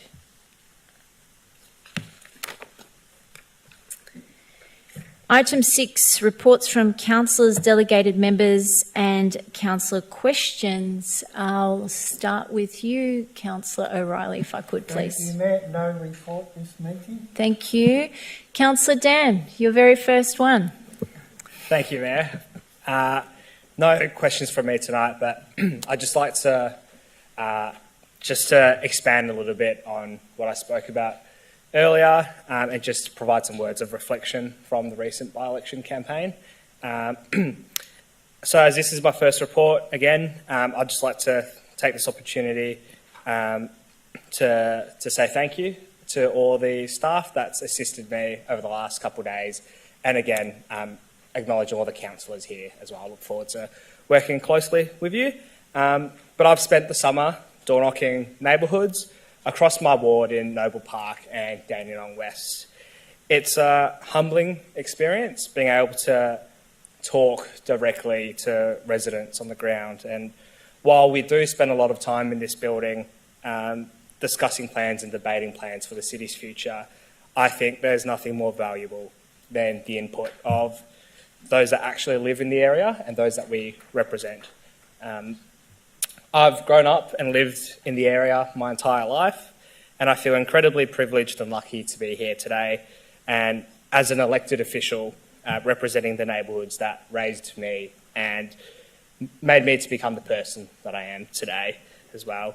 There's a general consensus on the ground about the role that councils do play in people's lives, and many residents don't actually ask for much. I think that's something that we all agree with on a broad level. And their message is quite simple. It's for council to do their jobs properly and to get the basics right. While many are broadly happy, there's a few key issues that have been raised with me quite a bit, and I'm happy to discuss this with officers later on as well. But, things like unattended hard waste, potholes in local streets featured quite prominently as feedback, and I'll continue to talk to constituents and ensure that these issues are resolved individually in their neighbourhoods too. The future of home care was another key issue that was raised in my ward. Council's community care services are an essential service to this community, and as a matter of principle and conscience, I believe that council does have a strong and key role to play in providing these human-to-human services. I've spoken to many elderly constituents with elderly parents as well, concerned about potential costs and any significant changes to the program and the consequences to the services if any of this is to happen. But I think that this is more than just a matter of costs and qualities. People love the home care service because they trust the council employed workers to look after their parents in old age. They develop strong bonds and relationships with their carer that also helps to ease the burdens of loneliness in the latter stages of life. So I look forward to working closely with everyone on this issue. And another thing I'd just quickly like to bring up as well is that I'm also quite passionate about the role that council can play in providing and assisting young people to find the opportunities in our communities that they require, to find work and to prosper. The communities that we represent across all of our wards are full of untapped potential, and we can't let this generation of bright, hard-working young people go to waste. So just to conclude quickly, I'd also just like to thank some more people. Of course, as I've mentioned already, the council staff here and my council colleagues. And for those that didn't know, Lionel was actually a teacher at my school, so hello again. I taught you well. I, of course, would like to thank all of my volunteers that spent their days in the blazing summer heat volunteering their time for me by letterboxing and door knocking beside me. There's been no greater support on the ground, of course, than my wonderful partner Matilda, who was there with me every day as we spoke to voters all across Noble Park and Dandenong West. And I've limited the time and I can't name everyone, but for those that came out to help me, you know who you are. Whether you were a friend from school, university, a former colleague, or someone from the local rank and file Labor community, I'm forever grateful for your work in helping me get elected. I also want to thank, of course, my family, my parents and my brother for the unconditional love and support that they've always shown me. And I would not be here today without their sacrifices. And I'm incredibly lucky to have you guys in my corner. And now I look forward to diving straight into my role as the councillor for Yarraman Ward and commit to working hard every day to serve the community that gave me so much. Thank you. Thank you, Councillor Dan. It was wonderful. Councillor Dark. Thank you, Mayor. Mayor, I suppose what a busy fortnight it's been, particularly for the Keysborough Ward, and nothing bigger than yesterday at the Keysborough Big Picnic at Wachta Reserve. Year on year, unless the weather's torrentially pouring down, we've had a very good turnout at the festival. And it was the same we had yesterday. I know Councillor O'Reilly came and Councillor Tan came later in the afternoon, and yourself was there earlier in the morning to do the formalities and official speech of the Big Picnic. But it was also good to see that the playground at full capacity with so many kids going there enjoying the facilities that were there. The Keysborough Tennis Club were very, very happy to see that they had their facilities being upgraded as well, and it's finally complete. And the same thing with people who had taken kites out and gone over the creeks and the wetlands and the new reinstatement of the Wachta Park Lake that I had put through a couple of years ago as a CRP bid. To have these sort of good things, having the local community come out with pets is always a fantastic event. I think a special shout goes out to the festivals and events team for being able to put on a festival that has such a good following as well. My first question for this evening is I have been receiving a lot of correspondence regarding the trees that have been, I suppose, left, the branches that have been left on a lot of people's nature strips. And then echoing the sentiment to that as well, some damage that's occurred to quite a few residents' property, albeit their vehicles, their homes, from falling gum trees and from other branches as well. I've received 2 emails that I've forwarded through. The first from one with regards to a nature strip tree at the front of a house in Shaftesbury Court in Keysborough. There's a large broken dead branch hanging from the tree, which they've called multiple times and since February 14th, and it hasn't been addressed. And they're now getting concerned that the branch is basically dead and is now at very large risk of falling and causing significant damage to their property. The second one that I've received is a property in Leanne Crescent in Keysborough, and then during the storm on the 13th, they've had fence and roof damage. The patio roof suffered significant damage from a falling branch. The windscreen of a car was cracked that was parked on the driveway, and the fence in front of the house and the joint fence was also damaged as well. They've put through several requests, and I've got some numbers here as well, and they still haven't had any follow-up from the engineering team as well. And we're now coming to the end of March, and given it's now been well over a month, and I understand the pressures of the trees that we've lost and the foliage and the branches need to be collected and mulched, but I think surely now we're going well over a month, we're in a situation where potentially we could get these matters addressed. If I could please have a response from the relevant officer. Sure, thanks, Councillor Dark. Mr Feist, if you could respond, please. Thank you, Mayor. Thank you for your question, Councillor Dark. Absolutely, please do send through those requests to myself and happy to have those looked at. You are right, obviously the storm event was quite some weeks ago now, or over a month ago. Unfortunately, the clean-up and recovery efforts from that storm event are quite large, and you are right in that those recovery efforts are still continuing. So we do expect those works, or those picking up the branches and addressing some of these issues to carry on for a number of weeks. And apologies if we obviously haven't gone back to that particular resident, but happy for you to send it through to myself, and we'll escalate that to look at as soon as possible. Thank you. Thank you. Councillor Dark. Thank you, Mayor. Just a supplementary to the relevant director as well. Given that I suppose the wild weather we did have the council had, I suppose, a significant amount of insurance claims, and how many insurance claims do we have, and have we had at the moment regarding the wild weather we had over those 2 days? Yeah, I'll ask Mr Foley if he could respond, if you know the answer to this. Not off the top of my head, Mayor. I'll have to take that one on notice and Okay, get back thanks. to Councillor Dark. Thanks, Councillor Dark. Thank you, Mayor. Mayor, my next question is regarding the Ross Reserve Pavilion, where Springvale City play, and I believe the Noah Park Junior Football Club is also playing as well. I raised several weeks ago about the sewage smell that's there, and I was told that there have been undertaking investigations that were occurring. On the weekend, I was at the ground again, and it stinks. Like it is getting a lot worse. It is horrific, and it is basically encompassing the whole pavilion.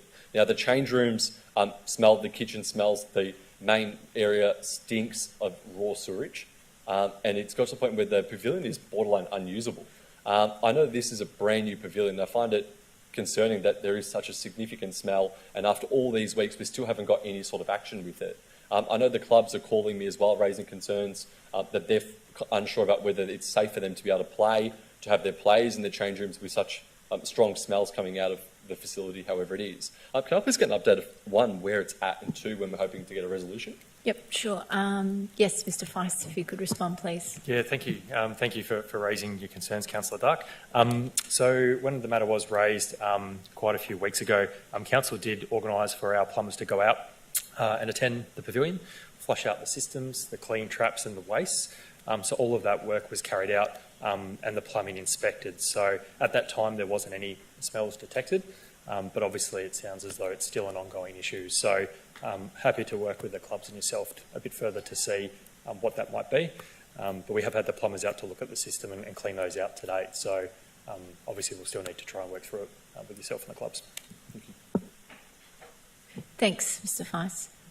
Councillor Dark. Thank you, Mayor. My last question is to the relevant director, is with regards to the Sandown Lions Soccer Club. Now, in 2019, in August 2019, there was a brawl down at the club which involved the Sandown Lions versus Springvale City, and a significant brawl took place. A lot of media coverage had occurred as well, and the Football Victoria Federation did investigate, and there has been some queries about what the outcomes of that were. There were penalties and fines that were attributed.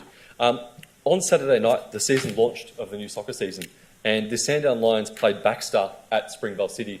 And unfortunately, there was an incident right at the end where the Sandown Lions community members and people who are being there supported, engaged in physical brawls with the Baxter Soccer Club. Now, I've had correspondence from the president of the Baxter Soccer Club who was physically punched in the face and hospitalised. The Sandown Lions had basically caused a lot of issues. The police were called, 6 police cars, over 10 police attended, and caused a massive issue Saturday night just gone. I've been forwarded photos and video, some which is very, very, very concerning. I'm aware that the people there were pushed towards the Noble Park station, and potentially there was some damage to NPAC was caused as well. I know the police were attending NPAC. And this is an issue that is persistently happening with this soccer club time and time again. There is clearly an issue that needs to be addressed with the way that they're behaving. And when I get a phone call from a president of a club who subsequently has to play many other clubs in the same league, being Dandenong South, being Noble Park Drina, being many Springvale as well, and they're concerned about the safety of their players, I think it is a serious issue. I'm aware that Football Victoria has been notified as well, but if we could please, I suppose, write to Football Victoria to find out what is going on, to how the Sandown Lions ended up being able to play at Springvale, at the Springvale City Pavilion and Ross Reserve, given that the allocations of the grounds did not have them returning to a brand new facility, and then subsequently with the damage that's occurred. But 3, what is the, I suppose, the course of action to ensure that other clubs in our municipality are safe? Because if we get to a stage where Noble Park Drina or Dandenong South play the Sandown Lions and there's another assault, again, what potential issues that this council can be put in as well. And I do have deep concerns for the fact that we do promote women in sport and families and the involvement of the community, and this clearly goes against that. Thanks, Councillor Dark. Ms Gillies, if you could try and respond to some of that, if not, take it on notice. Through you, Madam Mayor. Thank you, Councillor Dark. I wasn't aware of this most recent incident, so thank you for raising that. Obviously, any such violence or incident that occurs at the time is a Vic Police matter, but certainly we can have a look into that more deeply as to what's occurred and write to the relevant parties around seeking more information. Thanks. Thanks, Ms Gillies. Councillor Dark? Okay, thank you. Councillor Milkovich. Thank you, Mayor. Just a couple of questions for tonight, probably a few updates as well. Could I get, I'll just launch two at the same time, an update on toilet roof repairs at Tehatcham Park, and also update on the assessment of the damage to the boardwalk at Tehatcham Park with the loose boards as you go around what's going to be a sensory trail, maybe from the relevant officer, please. Yeah, okay. Mr Feist, if you could respond, please. Yeah, thank you, Councillor. I'll have to take your question on notice and then come back to you with an update. He's not across that, so if you want to email it through to him, he needs to take that on notice. Thanks. And yeah, similar to Councillor Dark, I've got a lot of calls on a daily basis, residents concerned about the debris that's still left on the nature street. We do try and explain to them that, you know, the clean-up effort does take time, and the municipality is big, and every other municipality around us is in the same sort of boat. But if we could please, when we get a chance, speed these efforts up and just clear up some of the areas. I did have a couple of legitimate questions, which I did pass on to Mr. Manasavigasan regarding some debris that's sitting along against the timber fences, and residents are rightly concerned that someone's going to flick a cigarette butt or something, and the whole thing's going to go up in flames. So if we could please, the crews are doing a good job. I didn't notice the progress in my ward in particular, but if we can speed it up as much as we can, that'll be greatly appreciated. Last question I've got, which is a little bit different. Rosswood Playgroup, which operated out of Tehatcham Park facilities for the last 40 years, closed its doors about 2 years ago, a year and a half ago. I'm not sure if the new director's aware of that. I was wondering if someone can maybe look into what is on the cards for those facilities. It's quite an old facility on Kriegel Way at Tehatcham Park. It's sort of just sitting there, and I know that a couple of groups used it over time as a sort of plug gap sort of solution or whatever, but I think the doors have been shut, and I'm just a little bit concerned that it's just left sitting there. Someone might break into it, or worse, set it alight or something. Is there any plans for this particular facility? Yep. If I could ask Ms Gillies to respond, please. Through you, Madam Mayor. Thank you, Councillor Milkovich. Certainly we can get a little bit more information. In the meantime, though, you're right, it was closed about 2 years ago, is my understanding. We do, though, use it for some of our youth services programming on an ad hoc basis, but certainly we can get some more information. My view would be that it will be through Margin and the asset team, who are currently looking at all of our assets and best use in accordance with our service offerings. Thanks for that, Ms Gillies. Councillor Milkovich? That's it, Mayor. Thank you very much. That's it. Ms. Thank you. Gillies. Thank you. And in regards to your first question, Mr Feist, you heard the question regarding the tree debris and so forth. Yeah. If I could just add to that, we did flag both Councillor Milkovich and I flagged the huge tree stump that was uprooted on Stud Road. Vic Roads has obviously intervened, Department of Transport, and what they've actually done is taped it off and put barriers around the tree as opposed to actually removing it. Those barriers subsequently have now fallen through the winds and are blocking passageway of the actual road itself. So they've now made the situation even worse. So if we could flag that, please, because that's definitely a hazard. You're 100% right. Yeah, one of the signs has been knocked up, and people actually driving over it. Just like it's actually a massive hazard now, bigger than what it was in the first place. So yeah, if we could just please, it's a huge interference. Deputy Mayor, Councillor Lim, please. Thank you, Mayor. Just try to be as quick as possible. Already emailed to our governance.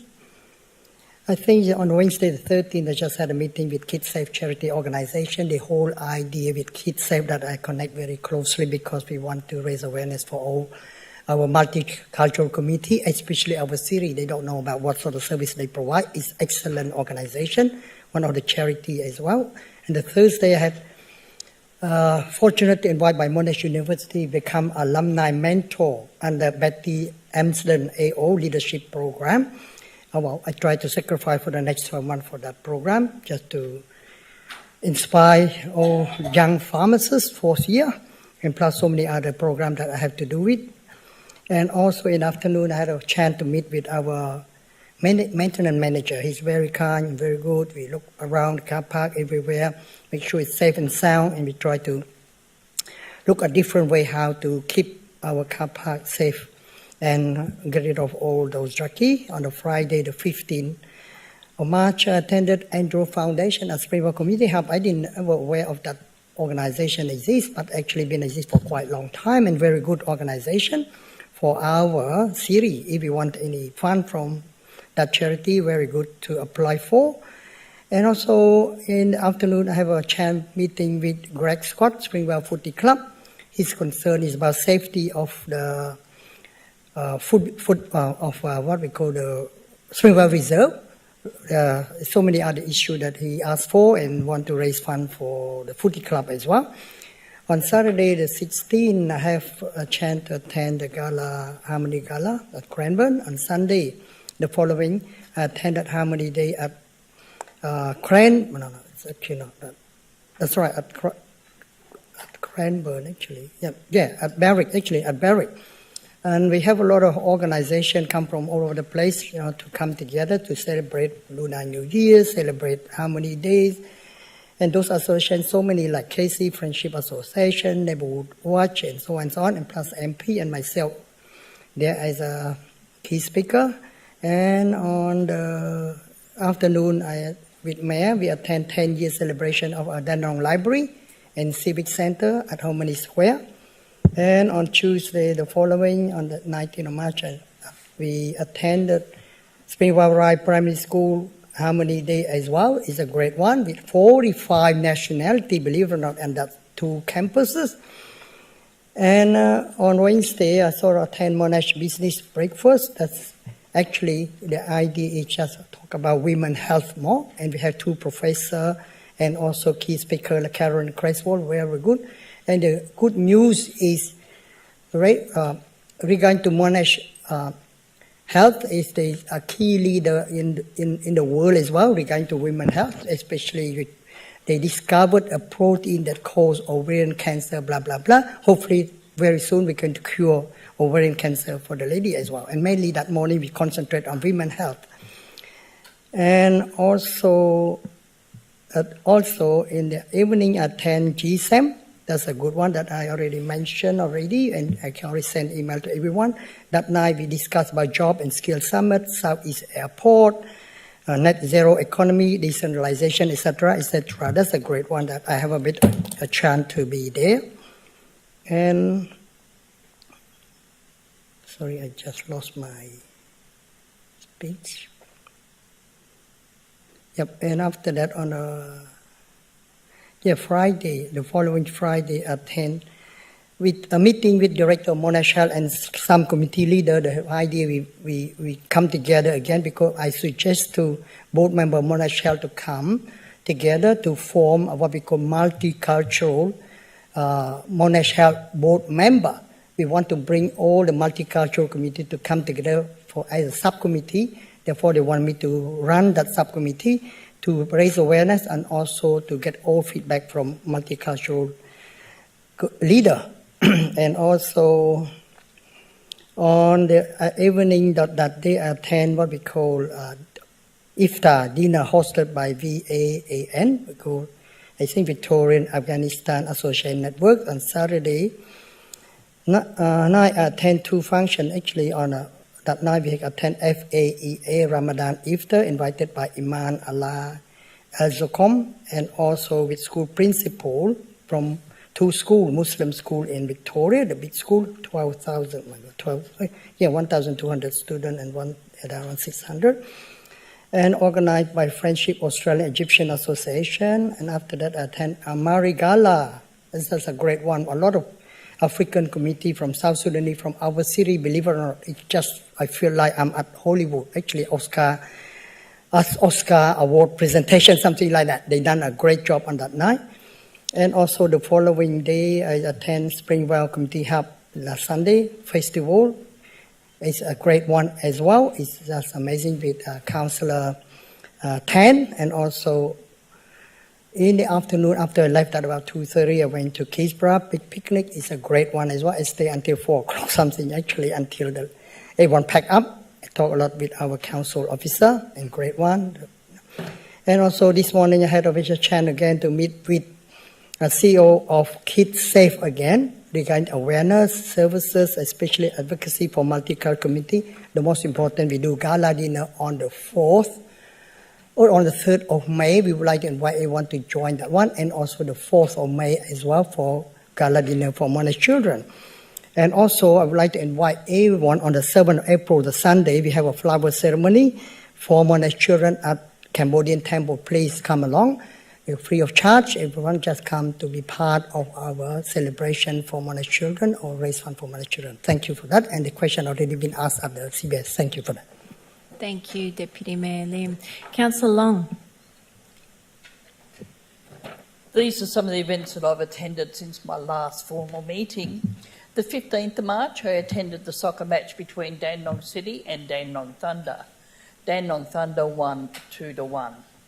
16th of March, I attended the Pakenham show for Road Safe South East to hand out leaflets on road safety from our caravan. The 17th of March, I attended the Noble Park RSL AGM. On the 21st of March, I attended the staff memorial service at Dandenong Civic Centre, where we remembered the passing of staff members, family and friends. Congratulations to the new Yarraman Ward Councillor, Philip Dan. Look forward to working with you for at least the next 7 months until the next council election in October this year. That's it.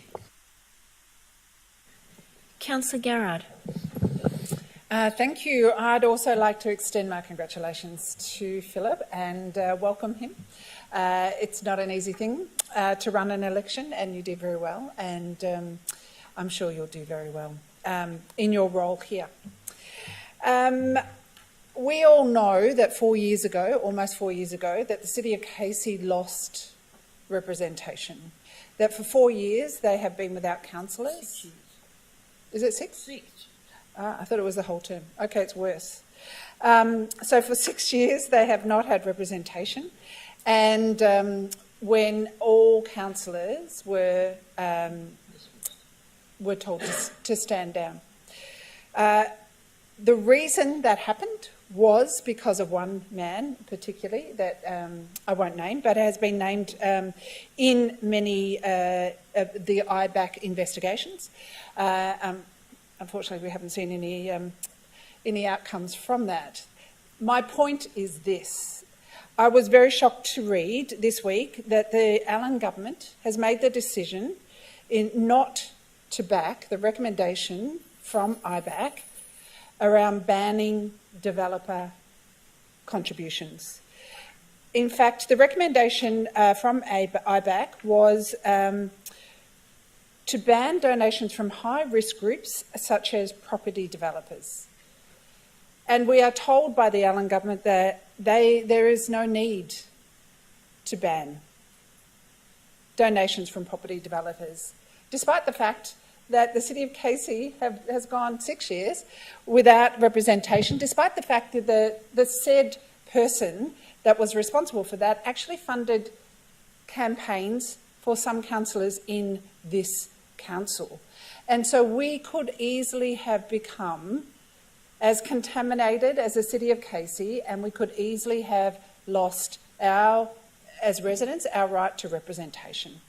It's deeply, deeply shocking, and my question to the council is, will we be writing to the Allen government to express our concern about their lack of support for what was the most important recommendation of the 30-odd recommendations from the IBAC report? All councillors have been besmirched from the corrupt activities in the City of Casey, and it will take a long time for the public to get their confidence back. So these actions affect all of us, and I'm deeply shocked. And will the council be writing to the Allen government expressing our concern about this? Thank you. If I could ask Mr. Manivasa-Gassam to respond, please. Thank you, Mayor. Thank you, Councillor Garrett, for that. Definitely we'll have a look into that. So we need to have a look at because it's recently made. So I'll work with our teams to have a look at the report and what other recommendations the state government is looking to implement, and we'll look at the possibility of a submission for that. Thanks. Thanks for that.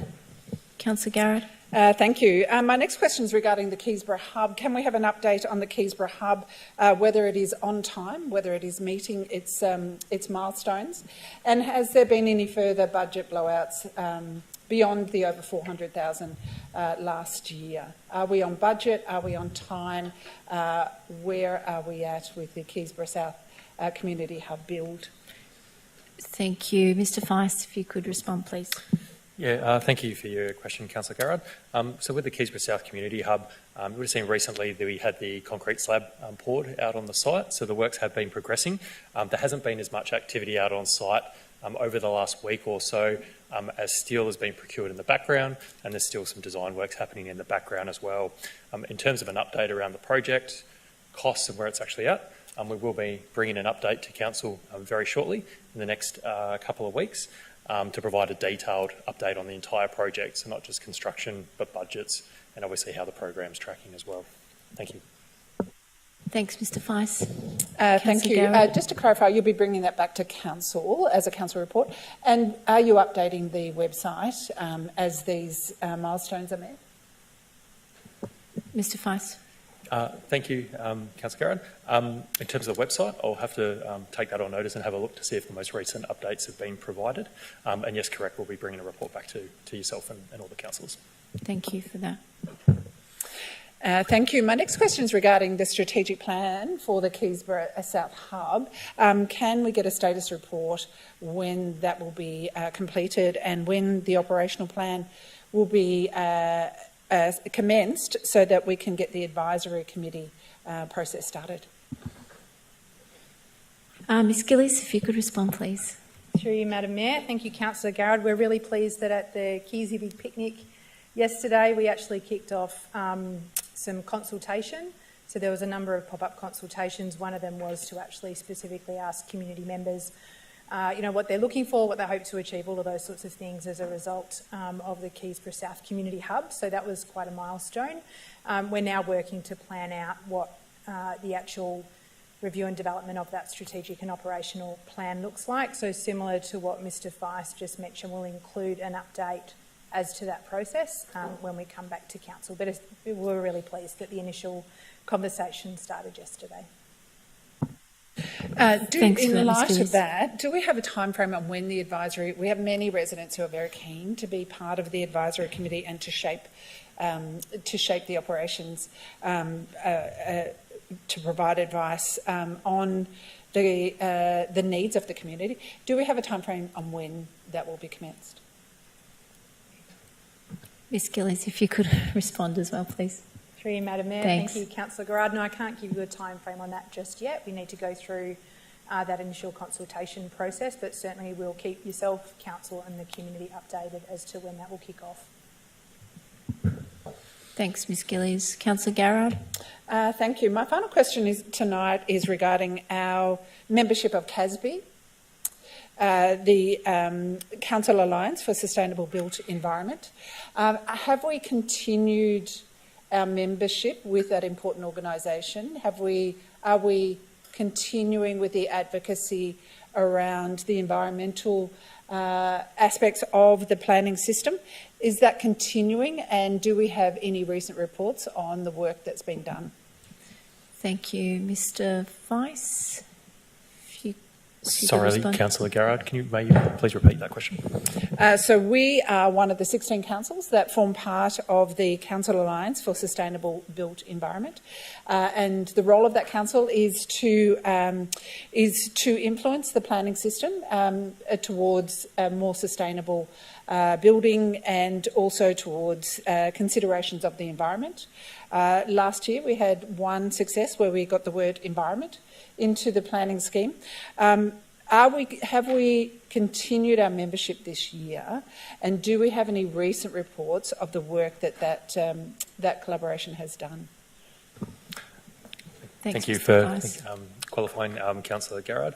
I'll have to take that on notice and come back to you. I'm not familiar with where that alliance is at the moment.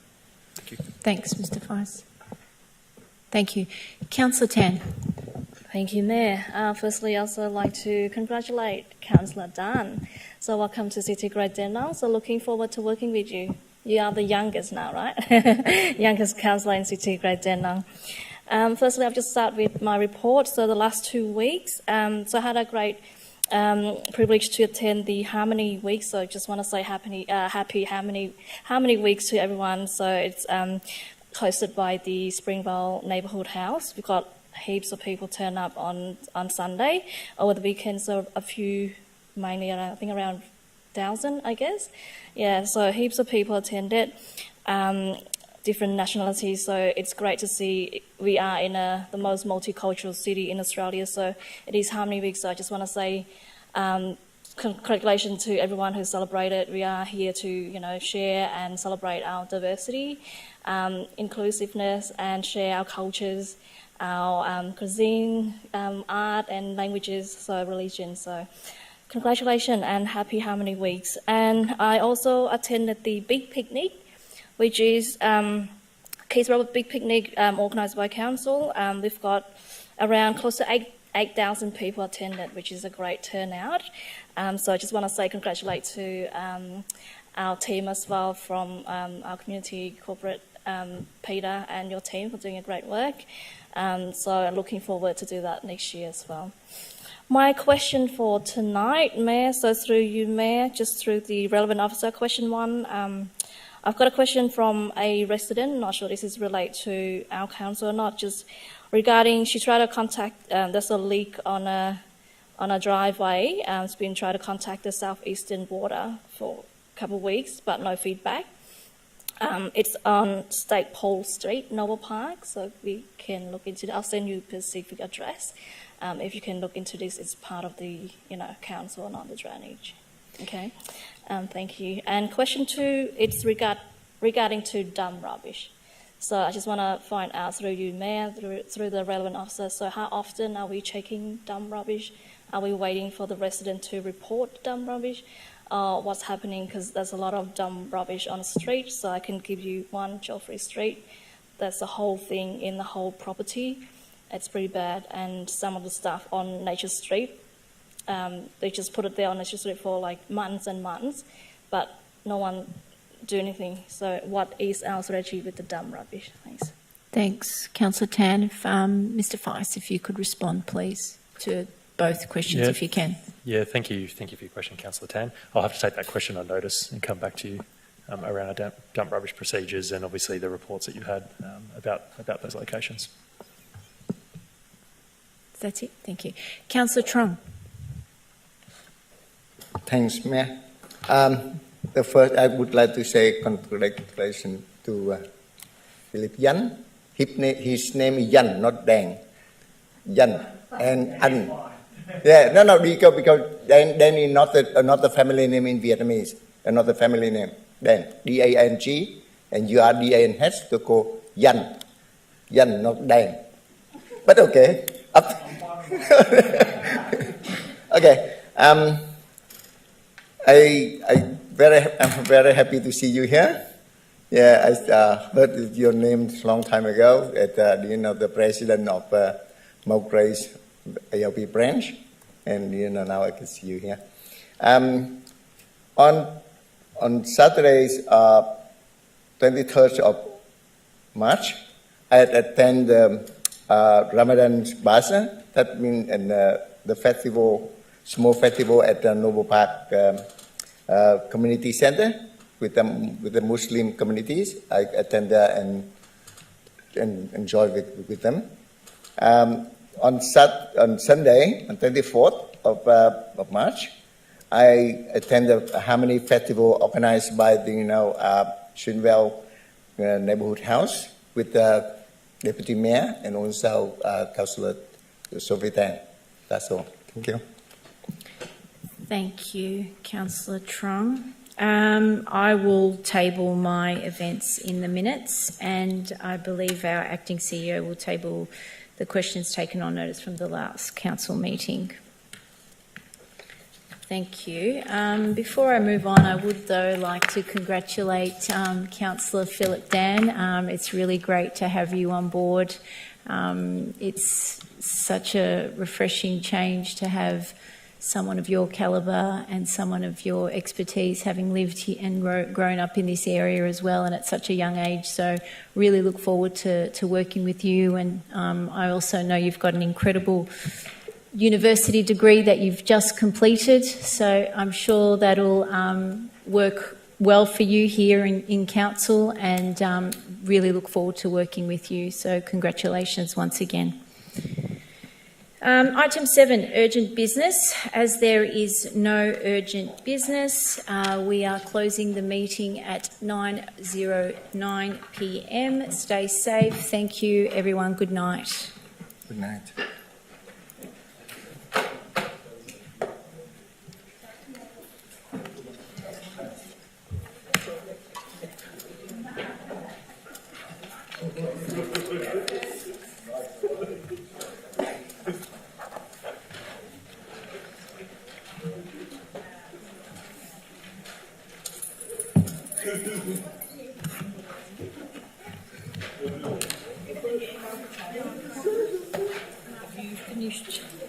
Finish, yeah, finish. No? Finish. Thank You can